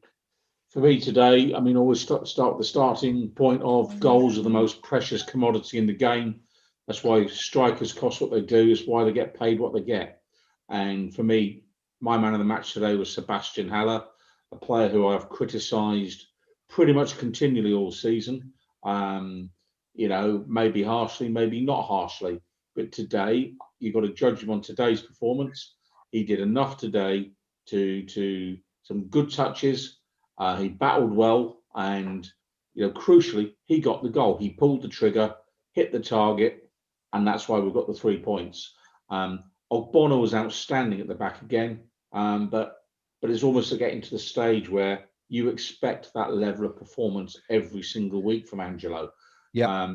Whereas Seb, you know, he's had to fight a few demons. But that's his 6th goal of the season today, you know, and he's done well for us. So for my money today, I'd make him my man of the match. Okay, excellent. Rio, would you go along with that, or do you have someone else in mind? No, I'm completely in agreement with Pinky about Seb getting it. And you also summed up the contenders very nicely indeed. For Angelo, once again, was outstanding. Declan Rice is showed today why he's a mainstay of the England side now. He looked imperious at times. Yep. Arthur would have got it, but his usual lapse of concentration almost cost us. But Seb, for me, at the end of the day, at this level, you need goals. He was the only one willing to take a shot from outside the area all game. And he did it with absolute ferocity and clinical precision. But just in general, his whole attitude was so much better. He didn't have a lot to work with. You know, the delivery into the box was by and large rank, you know. Mm-hmm. But he's worked a lot. He's proved a lot of people wrong. He's got involved. He created a good chance for Souček earlier on. He's been more kind of involved in the game and looked for the ball a little bit more. He's worked well. But at the end of the day, as Pinky said, goals win games. And that strike was worthy of winning any game in the Premiership. Excellent. Okay, thank you. Gnome, we've had 2 shouts so far for Sebastian Haller as man of the match. Would you disagree with that, or are you going to go along with the other guys? Yeah, I give it to him. So I've got to retune because the channel that I was watching on won't have any more reaction. They just had Haller there, just interviewed him, and he actually did crack a smile, and good Lord. And he said it was a special goal for me because it was outside the box, which acknowledging the fact that that's his first one. That's that stat that you half inch from the bead, and he you know, he did crack a smile, and he mentioned the fact that things were great on the training ground. He said everybody's really putting in a lot of hard work, and and you know, he said, I don't think we know what our potential is, because they were asking him more about the team and how far the team can go. So it wasn't a long interview, and he didn't really say an awful lot, but he was happy with the goal. And as I say, I've not seen many interviews with him before. No. And he speaks English very well. He's, you know, so he speaks well, and seems a considered, intelligent sort of speaker there. So I don't even want to mute me again, because I've retuned to the channel where the reaction will be on. Okay. I'm just waiting for some now. I don't know how long it's gone, but Okay, well, how we'll long keep it'll be. keep you on just in case, and Yeah. What I'll do if, is I'll if put you my need hand to up. crack off, if I hear any background noise, I'll mute you at a suitable point. I'll wave the remote. Okay, okay, excellent stuff. So I'm going to go along with you guys. I'm going to give my man of the match award to Sebastian Haller. You've all said why already. I was so impressed with him today. The goal was the icing on the cake. The work rate, we spotted it pretty much from the start, didn't we? I think we had the conversation at half time, and all of us, I think, agreeing that we were impressed at how much his work rate had improved over recent games. Gnome, you highlighted that incident in the second half where he chased back 50 yards to the halfway line to put the pressure under the opponent who put the ball out for a throw in. Consequently, and as we said, it's something you haven't seen him doing up to now, or in recent weeks at least. So no question, I think for me that Seb Haller gets man of the match. But one other player that I didn't mention in the roundup, Cresswell, again, another excellent performance, played very, very well, and indeed. But yeah, it was good. It's nice, isn't it, to have a lot of contenders. Just diving into the YouTube live chat to see what some of you guys are thinking about in terms of your particular man of the match nominations. Gnome is giving me the hand signal, so I presume he's going off. You are on mute now, Gnome. Thank you. I think that was uttered. Gavin McGrath, Declan Rice, arguably his best game ever. His passing percentage must have been around 98%. He did not give the ball away once. I cannot say enough. Mark English suggests Arthur Masuaku, and Simon Osborne says Declan Rice or Angelo Ogbonna. As I say, lots of opinion, lots of choice. Mike Larkin says David Moyes challenged Sebastian Haller to show what he's all about, and he did. He came out with a rocket up in second half and showed very good attitude, excellent in the second half, also good management. And Mike, as I said a few moments ago, I think I would go further and say that he was excellent throughout the full 90 minutes. W.A. Harrington says, late joining here, a scrappy win does not displease me in the least. And he also says Fabianski for me. A clean sheet and some very important saves right back as early as the 3rd minute when Baldock enjoyed the first shot of the game, forcing that save at his near post from Fabianski, sort of laying down a marker for the rest of the game, really, our keeper there. Mrs. P. Poe says, respect to Oggy, the bloke was getting pelters not so long ago while playing half a season with a groin injury. And yeah, absolutely. Mrs. P, I thought he was fabulous today. Made some really brilliant interceptions and challenges, timed them all very well. And as we said, lots of choices. So good stuff.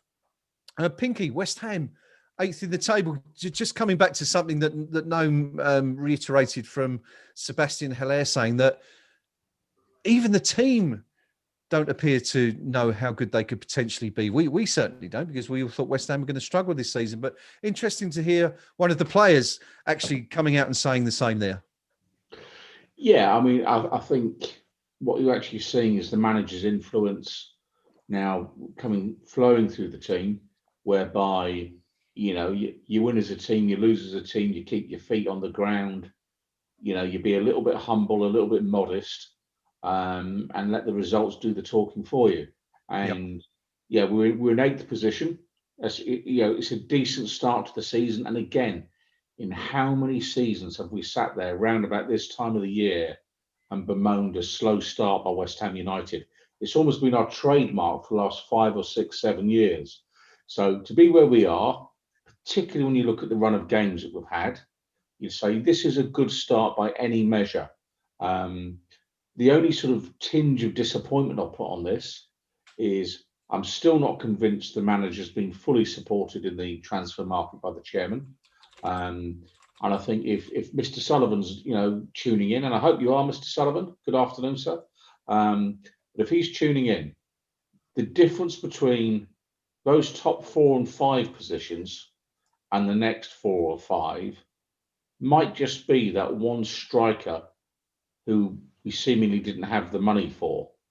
Yeah. And, sometimes you've got to say the football professionals at the club, mainly the manager, might know a bit more about it than, say, any of us who are watching, or certainly any more than the chairman. And I think it's telling again today that Ben Rama didn't get on the pitch. I think the fact that the manager made it very clear who he wanted in the window. And maybe Haller, he's saying we don't know how good we could be. He could finish the statement, don't know how good we could be if the manager got fully backed in the transfer window and we had a more balanced squad. So we're doing well, but the person that really needs to up his game is David Sullivan. I'm sorry, it's a regular theme with me, this, but actually some managers seem to be able to go to their chairman and get the players they want. Other managers, it seems to be a harder job. And our club in particular, can the last 5 or 6 managers all have been wrong? And, I just wish that the chairman would leave it to the manager a bit more, give him a little bit more support. We're not asking for Manchester City type expenditure. We're not asking for Liverpool type expenditure. Mm-hmm. But I'm asking for a little bit of respect for the manager from the chairman, that when the manager says, I need a striker because, then the chairman should listen to the manager, not to Will Salthouse, who's saying, this is the player you need because he was the best player in the championship last year, and you might be able to make some money by selling him on in a couple of years. There is a place for that, of course, once you've satisfied the manager's needs. But it's about prioritising, particularly on a limited budget. And, the real killer for me this year, let's say we continue to do well. Let's say we finish 5th or 6th. And just another oh-so-near moment. And how different it could be if we'd been a bit braver and a bit more professional as a club, not as a team. Do you get the feeling, Pinky, that perhaps if the results continue in such a positive trend, that there may be greater backing coming from the board? Do you think there was that kind of reticence from David Sullivan and his associates to back Moyes financially in the last transfer window because they were so unsure that he would be able to, get this much out of the team, I guess? Well, I think the first thing they've got to do is back him with a new contract. Of course. I mean, we're talking about Chris Wilder potentially being under pressure.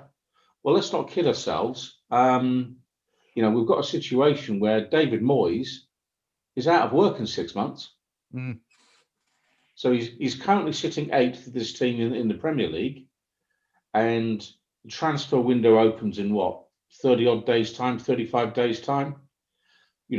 Does he even bother looking at targets? Because he may not be the manager to actually either sign them or actually see them actually come through into the first team. We've got this strange situation where we had Moyes. We let him go, I think, quite shabbily because the chairman thought he'd got a much better option in Manuel Pellegrini. Yeah. We then go back cap in hand to David Moyes, but we give him a relatively short-term deal. Can people tell me what it is that David Moyes has to do to actually get the courtesy of a new contract offer from David Sullivan? He's shown a bit of respect for his efforts. Mm.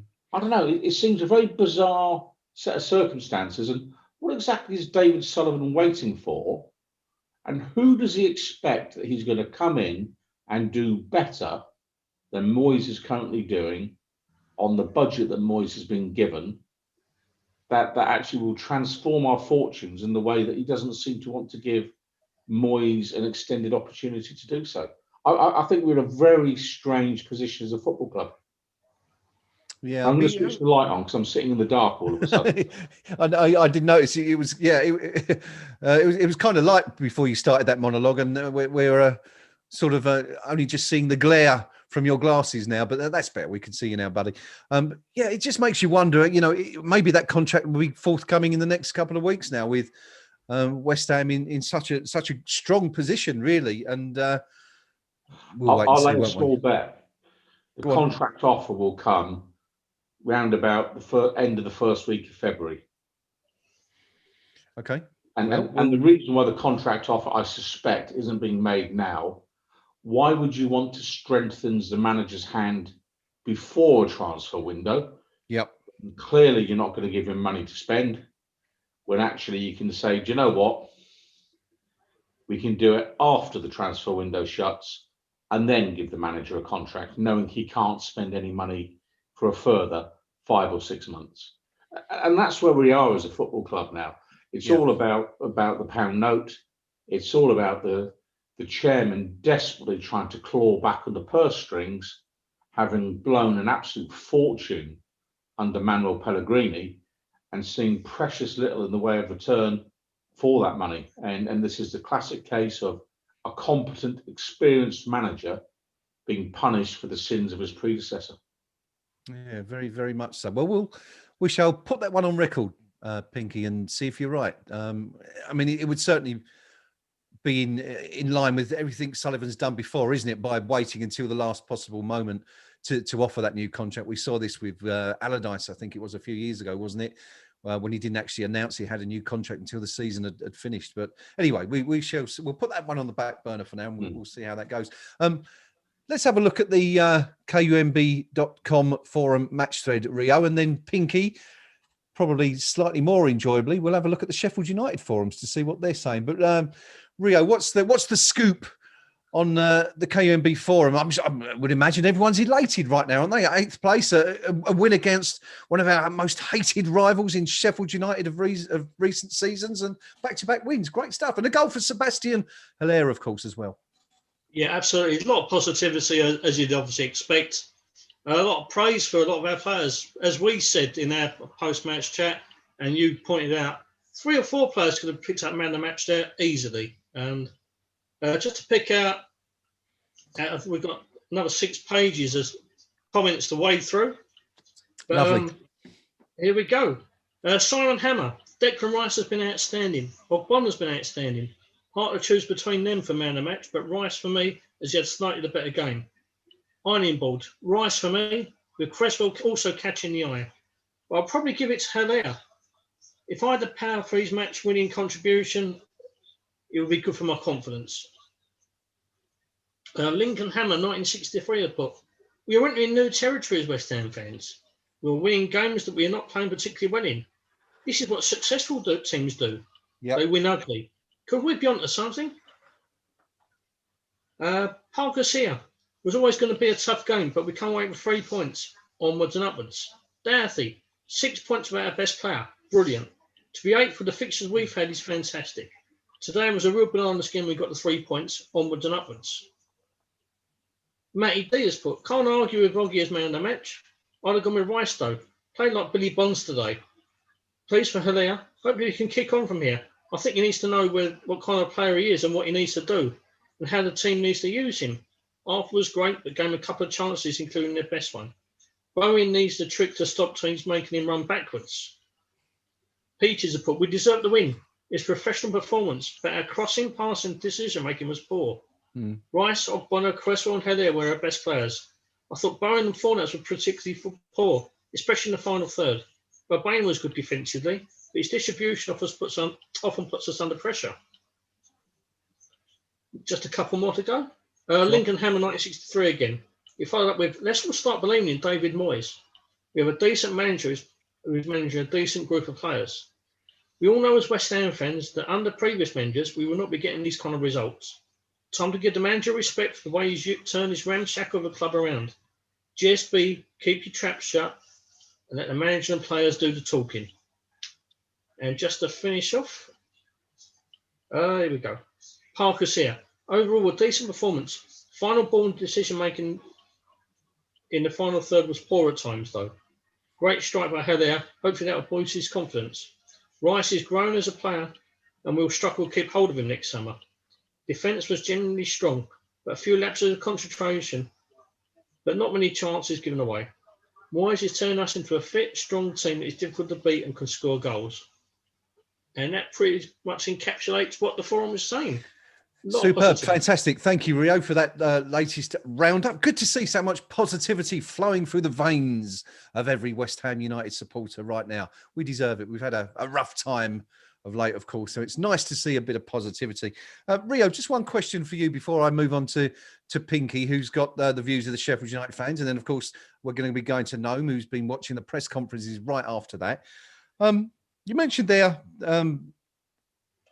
one of the comments was that we'd enjoyed back-to-back wins without our best player, of course, Michail Antonio, which I thought was a really interesting point, because do we bring him back in if he's fit next week, or do we go with Haller again, rejuvenated Haller, who's just scored the winning goal? I mean, that's a big issue to contemplate, isn't it, for David Moyes in the week? Most definitely. And I actually received a message from Adam the Smudge, long-time forum member, and he put, it's an interesting conundrum for Moyes. If he wants to drop Haller for Antonio after that performance, it would say more than 1,000 words. Yeah. Haller must just have lit his boiler. You know, it's a very interesting dilemma we've got now. We've only got a small group of players that Moyes obviously, you know, but they're all contributing. They're all producing performances. Obviously, Antonio offers that more robustness, that physicality, drive and determination at times. But Haller's given a bit of something to think about, hasn't he? You know? Yeah. I wouldn't necessarily say Antonio's our best player. You know, I think our strong points lie elsewhere. But in a system that David Moyes plays, he is the ideal match. But Sebastian Haller's put out a marker today. If he is fit for next week, Michail Antonio, what does he do? It's a very, very tough thing to call. It is. So what would you do?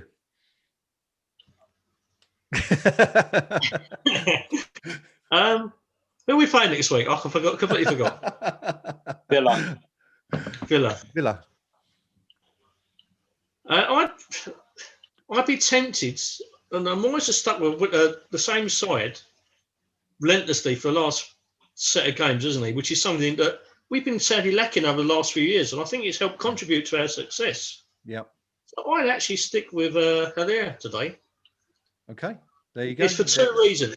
A, because he's performed so well today.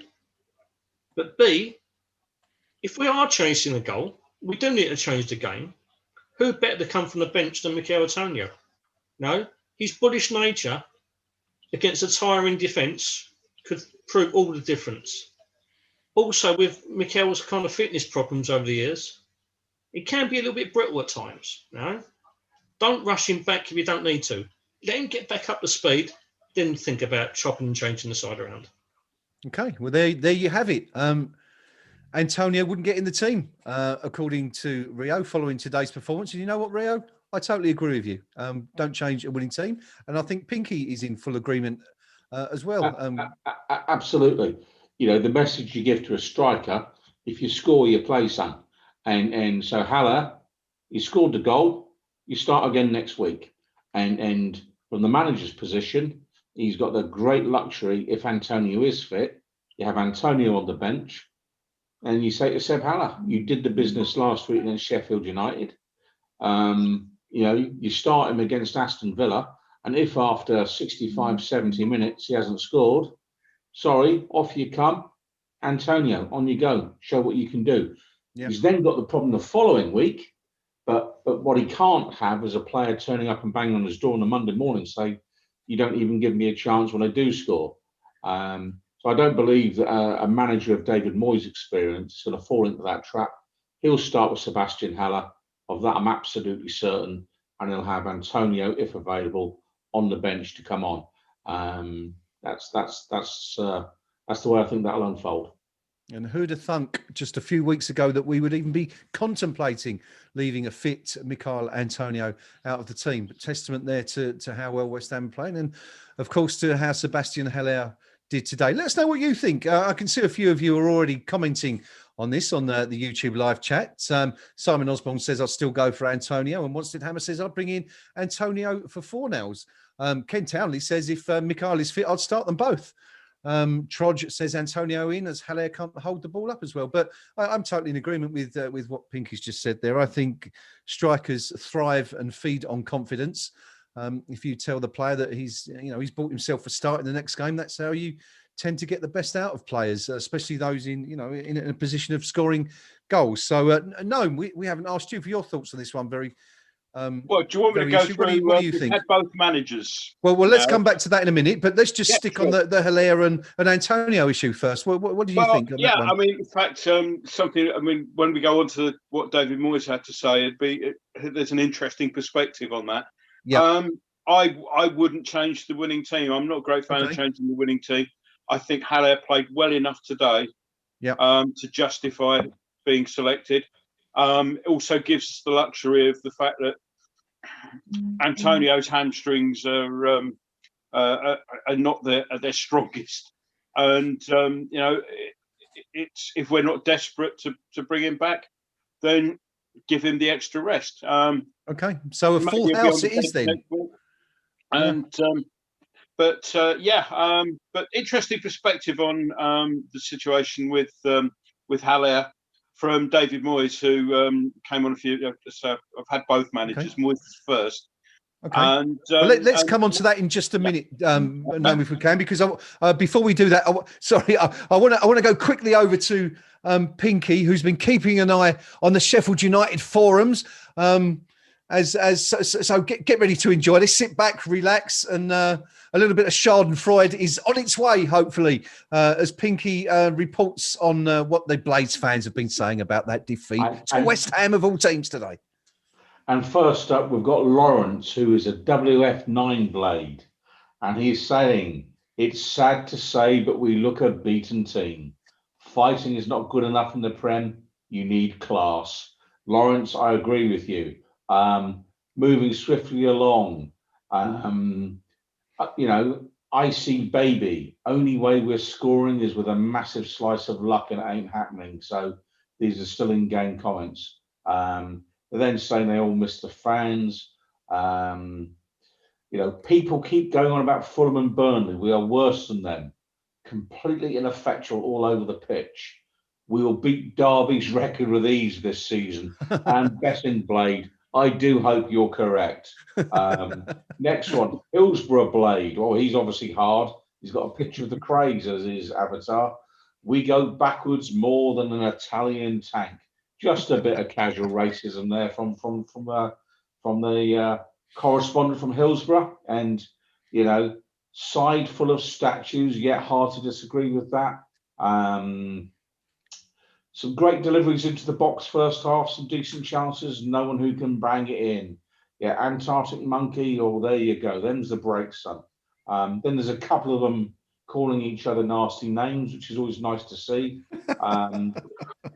Jesus, UTB, Wilder looks like a man under loads of pressure. No doubting he's a legend. He's got to change the system in some way. Not doing so is either pure stupidity or blind faith. JJ Blade is saying that low points record is just made for Sheffield United. I mean, I'm agreeing with almost everything they're saying here. Forever Set in Stone has been the worst ever Premier League team. You can't argue with this. I mean, the Bible contained less truth than this. And there's just honesty all over their forum. I just say, I feel you're paying Sheffield United supporters. I really do.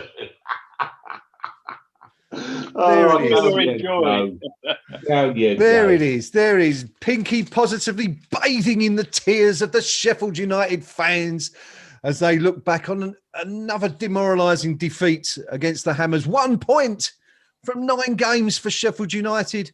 Surely plummeting straight back to the Championship at the end of this season, unless they, of course, perform a miracle. Of course, they've been involved in a miracle in the Premier League not so long ago, of course, when they were 10 points ahead of West Ham and ended up finishing below them and getting relegated. But anyway, enough of that. Thank you, Pinky, for that excellent and concise roundup of the thoughts from Blades fans this afternoon. Gnome has been waiting very patiently. He's been muted for quite some time. Pinky, one more. Just had me set a comment that Sheffield United have just hired Giuliani to be their lawyer.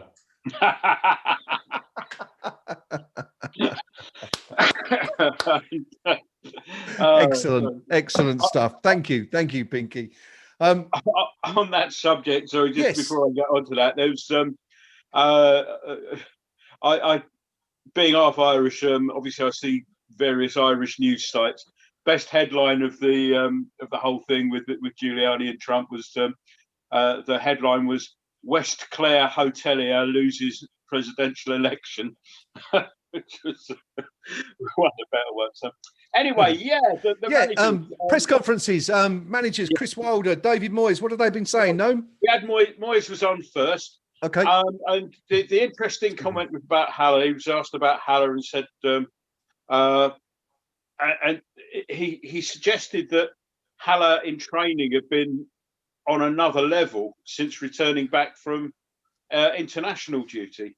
So maybe playing international football kind of agrees with him and has instilled some sort of buzz into the player that may not have been there. But he was very, very complimentary about it since his return from the break. Mm-hmm. Obviously, long may that continue. He said he wasn't surprised at how tight it was, but he said that he did say that he changed quite a lot behind the scenes in recent months and about the way they do things. And he was very complimentary about the players having bought into whatever it is that's changed. He wasn't pressed to go into details on that, but was full of praise for the spirit within the squad. And he said, but we're not getting the usual. We're not getting carried away.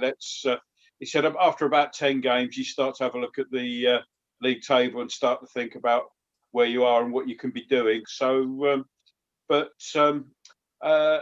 can't remember the phrase Haller himself used, but Haller came up with a phrase that effectively means, obviously, we're going to take each game as it comes. He didn't actually say that. He came up with another way of saying it. I can't remember how he said that, but I did raise a smile at that one.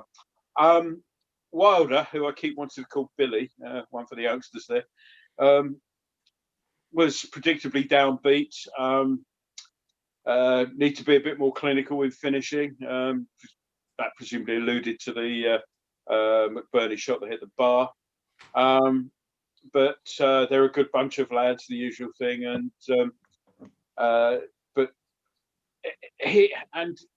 this, I think, was a good comment and perhaps illustrative of the difference between the two sides today. Was that he said that Sheffield United weren't playing with the freedom that results bring, and so that at times they were being a little bit more taking one extra touch or delaying a final ball. Mm-hmm. And I think that was a fair comment. I think that West Ham, obviously, when you've got decent run of results, you play with that confidence. You take on things without thinking about them, and they're more likely to work. Whereas if you sit and think, if I try that pass, we might cut it out. Well, the time's gone to make that pass. So Moyes upbeat, Wilder downbeat, predictably so. No great revelations other than, as I say, whatever the Ivory Coast did with Haller, please can they do it more? Obviously, the might of Madagascar proving to give Haller that added impetus required to become a fully fledged Premier League star. I didn't think it was that great a film. Yes. Very good, very good. Great stuff. Let's look ahead now, chaps. I mean, we've well, actually, before we do that, I mean, any thoughts on that, Gnome, on what Moyes said there? I mean, what did you sort of take from his post-match comments? I mean, good stuff to see him kind of still grounded and not getting carried away. Yeah, quite right. I mean,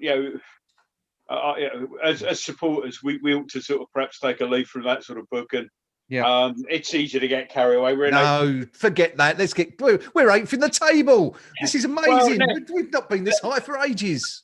I haven't been on the forum this afternoon. Obviously, been doing this, but it's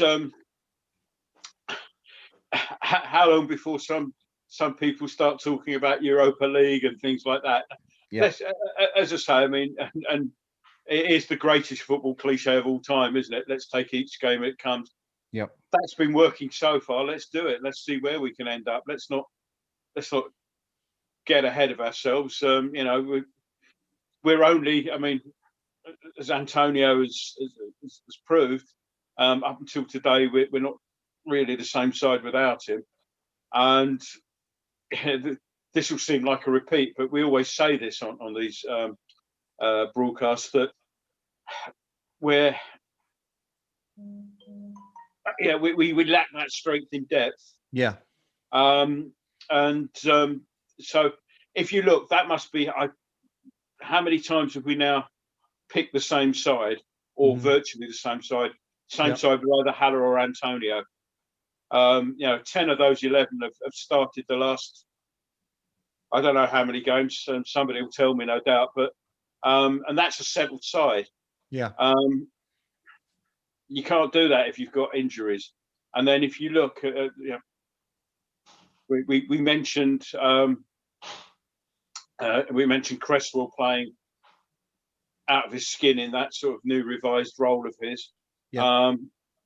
He gets injured. What have we got? Ogbonna, okay, he sort of came off the other week. Thankfully, the international break meant that he was recovered. But okay, we've got Ogbonna and Balbuena and Diop, you know, but there's a little bit of cover there. You know, there are a number of places there that you suddenly think, if you get 2 or 3 players all injured at once. Yeah. And of course, that hasn't happened to any club ever before this season. Now it's happened to Liverpool. It's obviously a major thing, our players getting injured too much. You know, you only got to look back 12 months when players are out left, right, and centre, and how much that was costing us. So, you know, we have said it. The squad needs, and it's a difficult balancing act. I mean, it's you've got to sign players who are going to have to be happy, perhaps, to be on the bench. Time now, you know, it's easier to do that if you're, you know, Liverpool, Man City. I mean, we mentioned that was Rhian Brewster who came on today, who was, you know, left for first team action, obviously elsewhere. But when he was at Liverpool, I mean, you might be happy to sit on the bench a lot. He actually won and I say won quite wrongly, a Champions League. He's got a Champions League winners medal, which he was given, despite the fact he hadn't played a competitive match for the first team. Now, you know, West Ham, we can't offer that. You know? So it's difficult trying to get players who are good enough and will add that strength in depth. Yeah. But who, to start off with, are going to have to buy their time. Ben Rama, I mean, it's clearly he's come from Brentford, which is, yeah, a step up by any stretch of the imagination, and he'll be happy to be, at the moment, to be part of the squad. And but you know, if we need a full-time Antonio replacement who's good enough, how happy are they going to be? Tough balancing act, that one. But it's something that needs to be addressed. Yeah, very much so. I mean, it's a good point you make there about Ben Rama. I wanted to touch on that actually because, you know, he was our big money signing. Not involved today, barely been involved at all. Yeah. Apart from the Fulham game, in which you know, he kind of changed everything massively. Too involved. Too involved, yes, especially in our. It does go to show that Moyes is managing this team very, very well at the moment. Your thoughts quickly. Had to say there that something that pointed out that he changed a lot behind the scenes. We obviously know about the personnel, the changes. You know, we've seen Kevin Nolan come in, who is someone that, you know, I think we've all got quite a lot of time for here as a team. A player that you know, someone who was an exceptional player, a fantastic captain, and seems to be having an effect off the field as well now. But what did you sort of make overall of what Moyes was saying, and you know, what changes do you think have really been making the difference at Brush Green? Or is that to me? No, to you, Rio. Sorry, yeah, sorry. I wasn't sure who that was aimed at. Sorry, on, yeah, to Rio. Yeah, no, it's obviously instilled a work ethic and a higher level of fitness and organisation.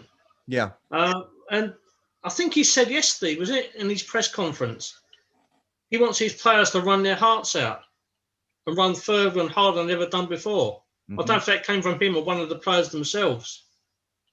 And I think last year we was guilty of not putting the effort in. And the change of mentality and work ethic is clearly evident for all to see. No? The likes of like Philip Anderson last year, who shone the year before, clearly he didn't want to work as hard as the rest of the squad. And this is why he's sitting on the bench in Porto and not, well, sorry, it's Porto and Lisbon. Now, as a squad, we're working a whole lot harder. We're more organised. I think that's a contribution of not only just down to Moyes, but his recruitment in terms of both backroom staff and playing personnel has worked wonders. So I didn't really catch all of what you said, mate, because you broke up quite a bit. Sorry. But, yeah, I was just talking about what Moyes had to say, you know, about he had changed a lot behind the scenes and really wondered what you felt had made the most difference in terms of, you know, achieving the most from the players that he's got, because, you know, this is the same squad that really struggled last year, essentially, bar one or two changes. I mean, so really, you know, what do you put it down to? I do think it's the backroom personnel and Moyes himself. He's seen what he's got available. Despite the small amount of players, the pool of players that we have, he's disposed still further still of like the periphery. The likes of Josh Cullen's got around the legs. Yeah. Obviously, he's let Felipe Anderson go on loan.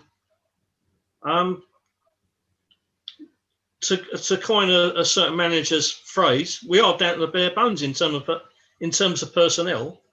So I think speaks volumes of the work that the backroom staff are doing to get these players that we have at our disposal as fit as possible, working in a system which clearly suits them.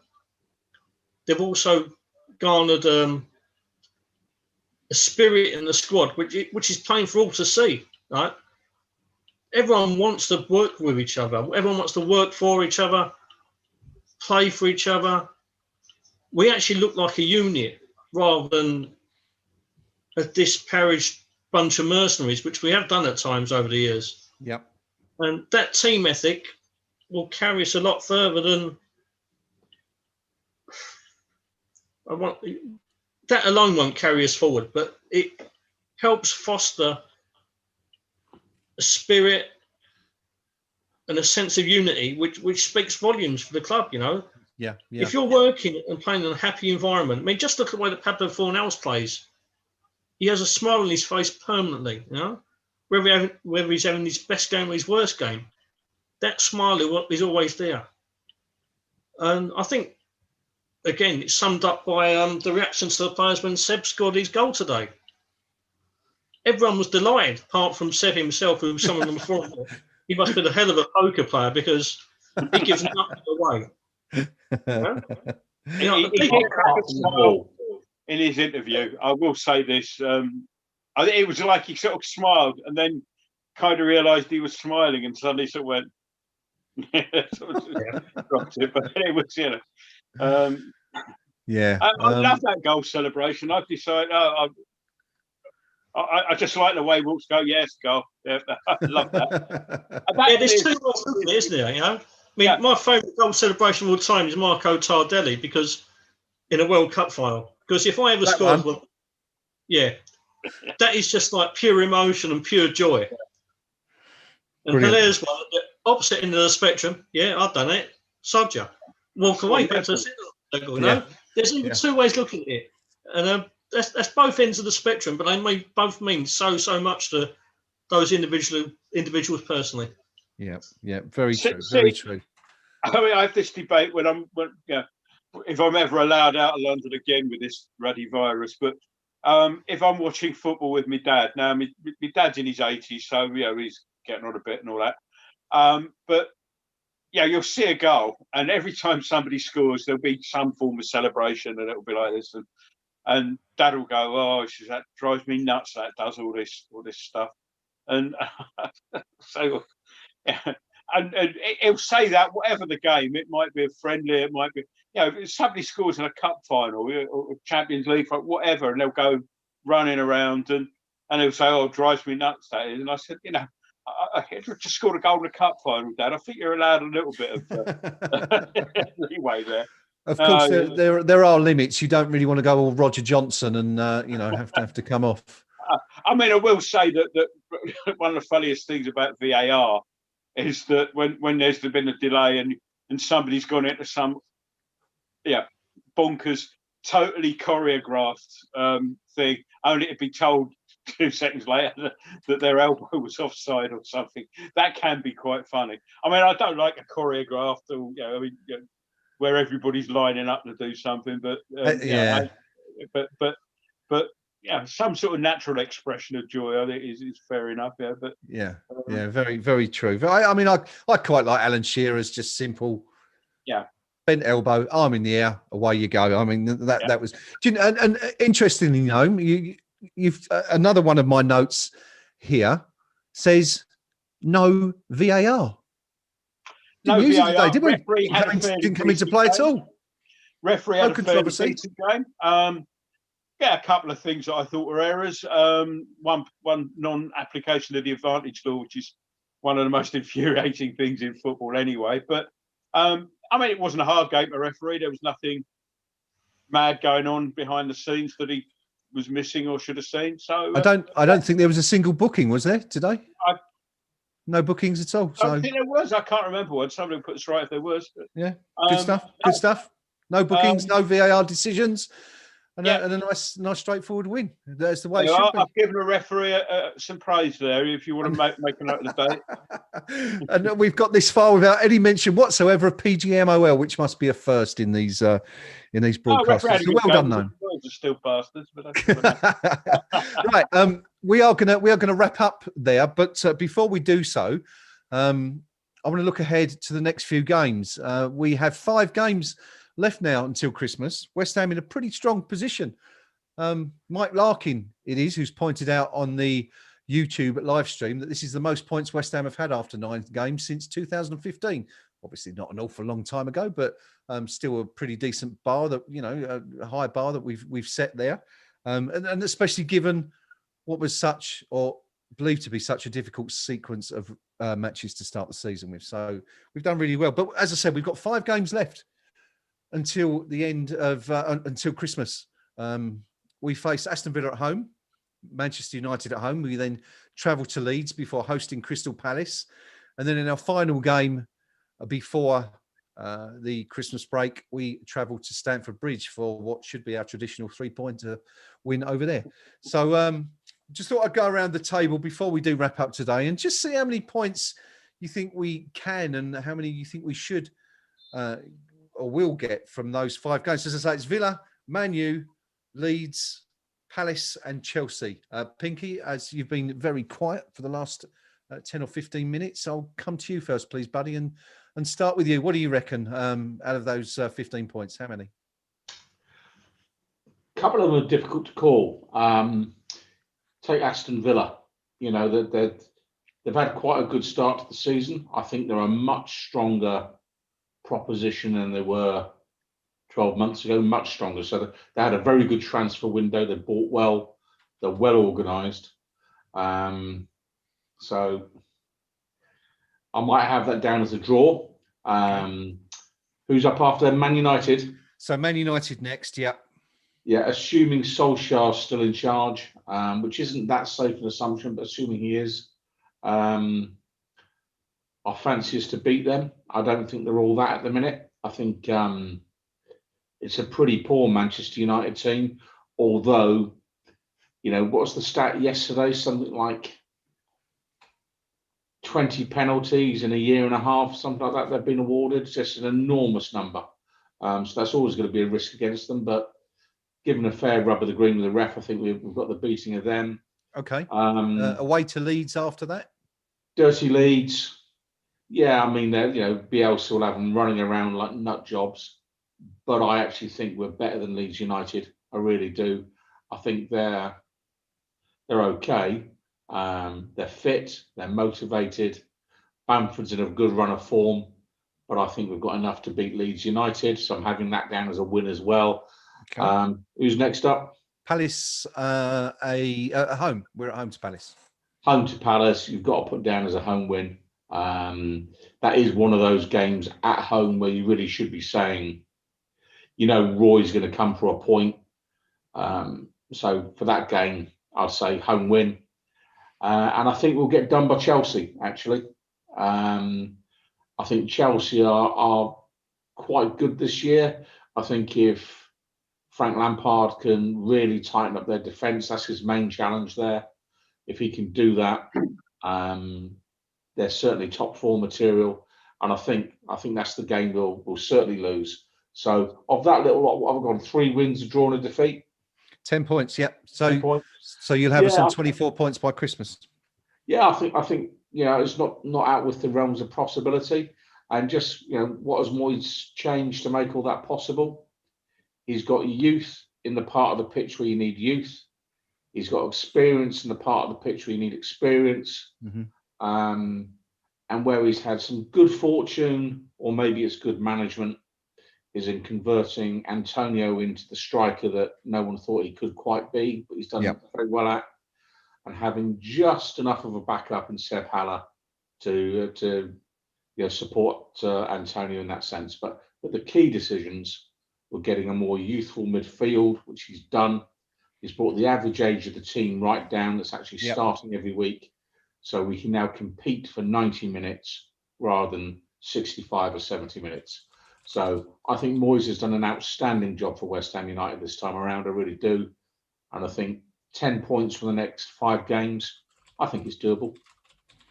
Excellent. So that would take us on to 24 points for Christmas. Thank you, Pinky. Rio, let's have a look at your view on these next 5 games, starting with the match against Aston Villa next week. Okay. Villa, really part are woeful, 3 points. Manchester United, the worst Manchester United side I've seen in memory, 3 points. Leeds away, we've probably got a bigger bucket in the back room somewhere. Moyes can sit on that, 3 points. Palace at home, Palace are garbage, 3 points. Chelsea away, just before Christmas. We'll probably drop in performance slightly, a draw. 13 points before Christmas. Looking after that, I can't see us losing the game until March. We'll wrap up the title by April the 1st. Then financial problems will leave us unable to pay any bills whatsoever, and we'll be made bankrupt by April the 15th, which is the West Ham way. Win the league, don't claim it because we're bankrupt. Superbly done. Superbly done. So according to Rio, that will be 6 wins on the trot for West Ham up until the Chelsea game. And I wonder when the last time that happened was. You never know. Could be right. Could be right. Thank you, Rio, for that assessment. Gnome, let's start with a bit of game for you. Yeah, I've gone for, just running through it there, I've gone for 10 points, but slightly different manner to Pinky's. Okay. I've gone, I think I'll have us to win against Villa and Manchester United. I think Leeds, it'll be a draw. A win against Palace, and then I think Chelsea might have a bit much for us. They're on form at the moment. Although last couple of seasons traditionally they've been our whipping boys. I think they might have a little bit too much for us. So same 10 points, just sourced differently from Pinky's, I think.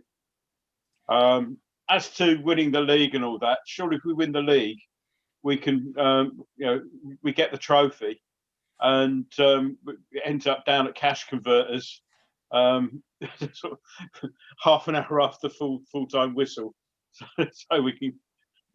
When you get the replica beforehand. Yeah, we'll get do the Brazil World Cup thing. It gets stolen and melted down and never seen again. You can see it now, can't you? Being advertised at the club shop. You have the opportunity to get photographed with the Premier League trophy at Cash Converters, Yeah, where we've already knocked it out. Yeah. yeah. So Well, look, here's the thing. Here's the thing. Looking at your predictions, Pinky says 24 points. Gnome says 24 points. Rio says 27 by Christmas. Judging by last season's table, 24 points would have us 5th in the table at Christmas or after 14 games. 27 would actually have us in a Champions League position. Chelsea had 26 after 14 games last season, and in 5th place, Tottenham had 20. So let's hope you're right, I guess. Let's hope you're all right.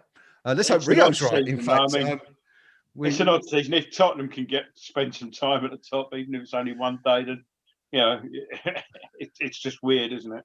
Well, look, that actually brings me on very nicely, Gnome, into my final question of the day, which is who's going to win the league this year? Gnome, I'll start with you as you've brought us into that. Who do you think Tottenham can hang on and win it? No, it ain't going to be them. I honestly don't know. I think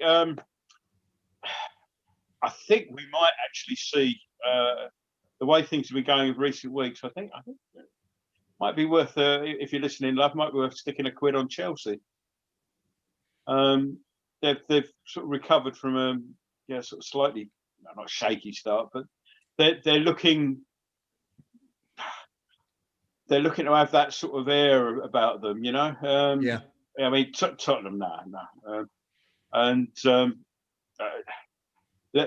Liverpool, of course, as I mentioned earlier on, the only team ever to have any injuries, and you know, they'll get all the help they can from match officials. But I think Chelsea probably not a bad bet. I don't know. I'm not a betting person. I don't know what the odds would be, but okay. I think probably they'll still have Liverpool as favourites. Yeah. Okay. But, so Chelsea for you then, no? I mean, not for me. I don't like Chelsea, but yeah. Chelsea to win the league, I think, is probably not a bad bet. Interesting. Pinky, would you go along with that, or do you have someone else in mind? I think that's where the value bet's going to be. They won't be the shortest price, but if I was looking for some value in the betting market, I might be tempted to say to a Chelsea supporter that they should back their team this season. I think, you know, they've got plenty of attacking options. I think they've still got Billy Gilmore to come back into the team from injury, and I think they'll be there or thereabouts. Liverpool, you'd have to say, would be the favourites. They'd be the shortest price. Yeah. I think Man City are gone. I don't think Tottenham Hotspur have got enough depth. And if they looked like winning it, I would have to take drastic action anyway. So I can promise people that it won't be Tottenham, but it's coming down to Chelsea or Liverpool for me. And so one will be a shorter price than the other. I doubt there'll be 3 points in it by the end of the year, though. It'll be a close run thing for those two. Okay, good stuff. Rio, thoughts? Who do you fancy? It's Liverpool. Liverpool all the way for me. They might have injuries, but so is everybody else. And just got to learn to deal with it. And this squad is big enough to cope with it. If Tottenham ever won it, I'd be handing my notice towards you, Graham, straight to say, looking for a croquet forum and moderate somewhere. Chelsea just haven't got the defensive now. Yeah. They've got a great forward line, but they are so susceptible at the back that I fancy us against them. City are a busted flush. Yeah, no, it's going to be Liverpool. They're going to get help from, as Gnome says, they're going to get every help from the referees going. It's only a month till Christmas and 6 weeks till they can recruit again and spend some extortion amount on a defender they don't really need. Yeah, they're fine. They're fine, Liverpool. Okay, good stuff. For my part, I think I might even go with Chelsea. I think this might be young Franks coming of age this year. I've got a feeling that they might just have enough to pip Liverpool to the title. What's interesting is that none of us fancy the current league leaders to do anything other than go a bit Spursy, as they always do. But listen, I don't want to end this broadcast on a non-West Ham note. So let's come very, very briefly, a very quick answer, if you may. where do we think West Ham are going to finish now? Given what we've seen in these opening few games, you know, we had a very difficult start and we came through pretty well in those, and we've now just beaten both Fulham and Sheffield United in successive matches, up to 8th in the table. No, where can West Ham? Where do you think West Ham are going to finish this season? Not where can we finish? Where do you think we're going to finish? Yeah, much depends on us keeping that first 10, 11, 12 players fit as possible. You know, which as we know, and seems to come as a shock to Liverpool, is not as always easy as you think. Keep that squad out. We're due a dip at some stage. That will happen one way or another. We'll go a match or two, which will rein us in perhaps a little bit. I think where we are now is probably about right. I think 8th or 7th, something like that. Yeah, I think that's probably, yeah, which is, you know, sounds a bit unambitious perhaps, but considering where we were this time last year, that's major progress. But I say, all depends on keeping everyone fit and being able to strengthen to make sure that if players are out injured, we've got adequate replacements. Okay. So. All right. Let me just pin you down if I can. 7th or 8th, if you had to choose between the two. 7th, just to be a bit more optimistic than where we are now. So 7th and in with a shout for Europe. Good stuff. Pinky, what do you reckon? 8th. Okay, simple as that. Good stuff. 8th for Pinky. Rio, what about yourself? I'm going to go with 8th as well. I mean, there's factors you've got to take into consideration, which are probably best discussed in a podcast or another post-match forum, not when we're at the end of this one. Yeah. But yeah, 8th position for me. We can achieve more. If factors go against us, we can achieve less. But I think 8th's about the right way. Okay, excellent. Pretty positive stuff this afternoon. West Ham have gone. What about you, boss? Hang on. I would love. Do you know what? I would love to. I would love for any of you to be right and for us to finish in the top 8, and be comfortable. But I'd be quite happy with a top half finish.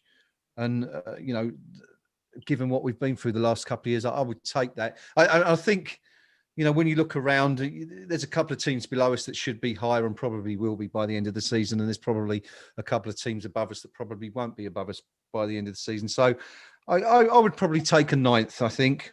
I'd like to be in the, you know, in the race for Europe. But I think maybe about 9th is probably all we can expect. I think you've made the point very well that there's going to be injuries at some point, which is going to affect our form.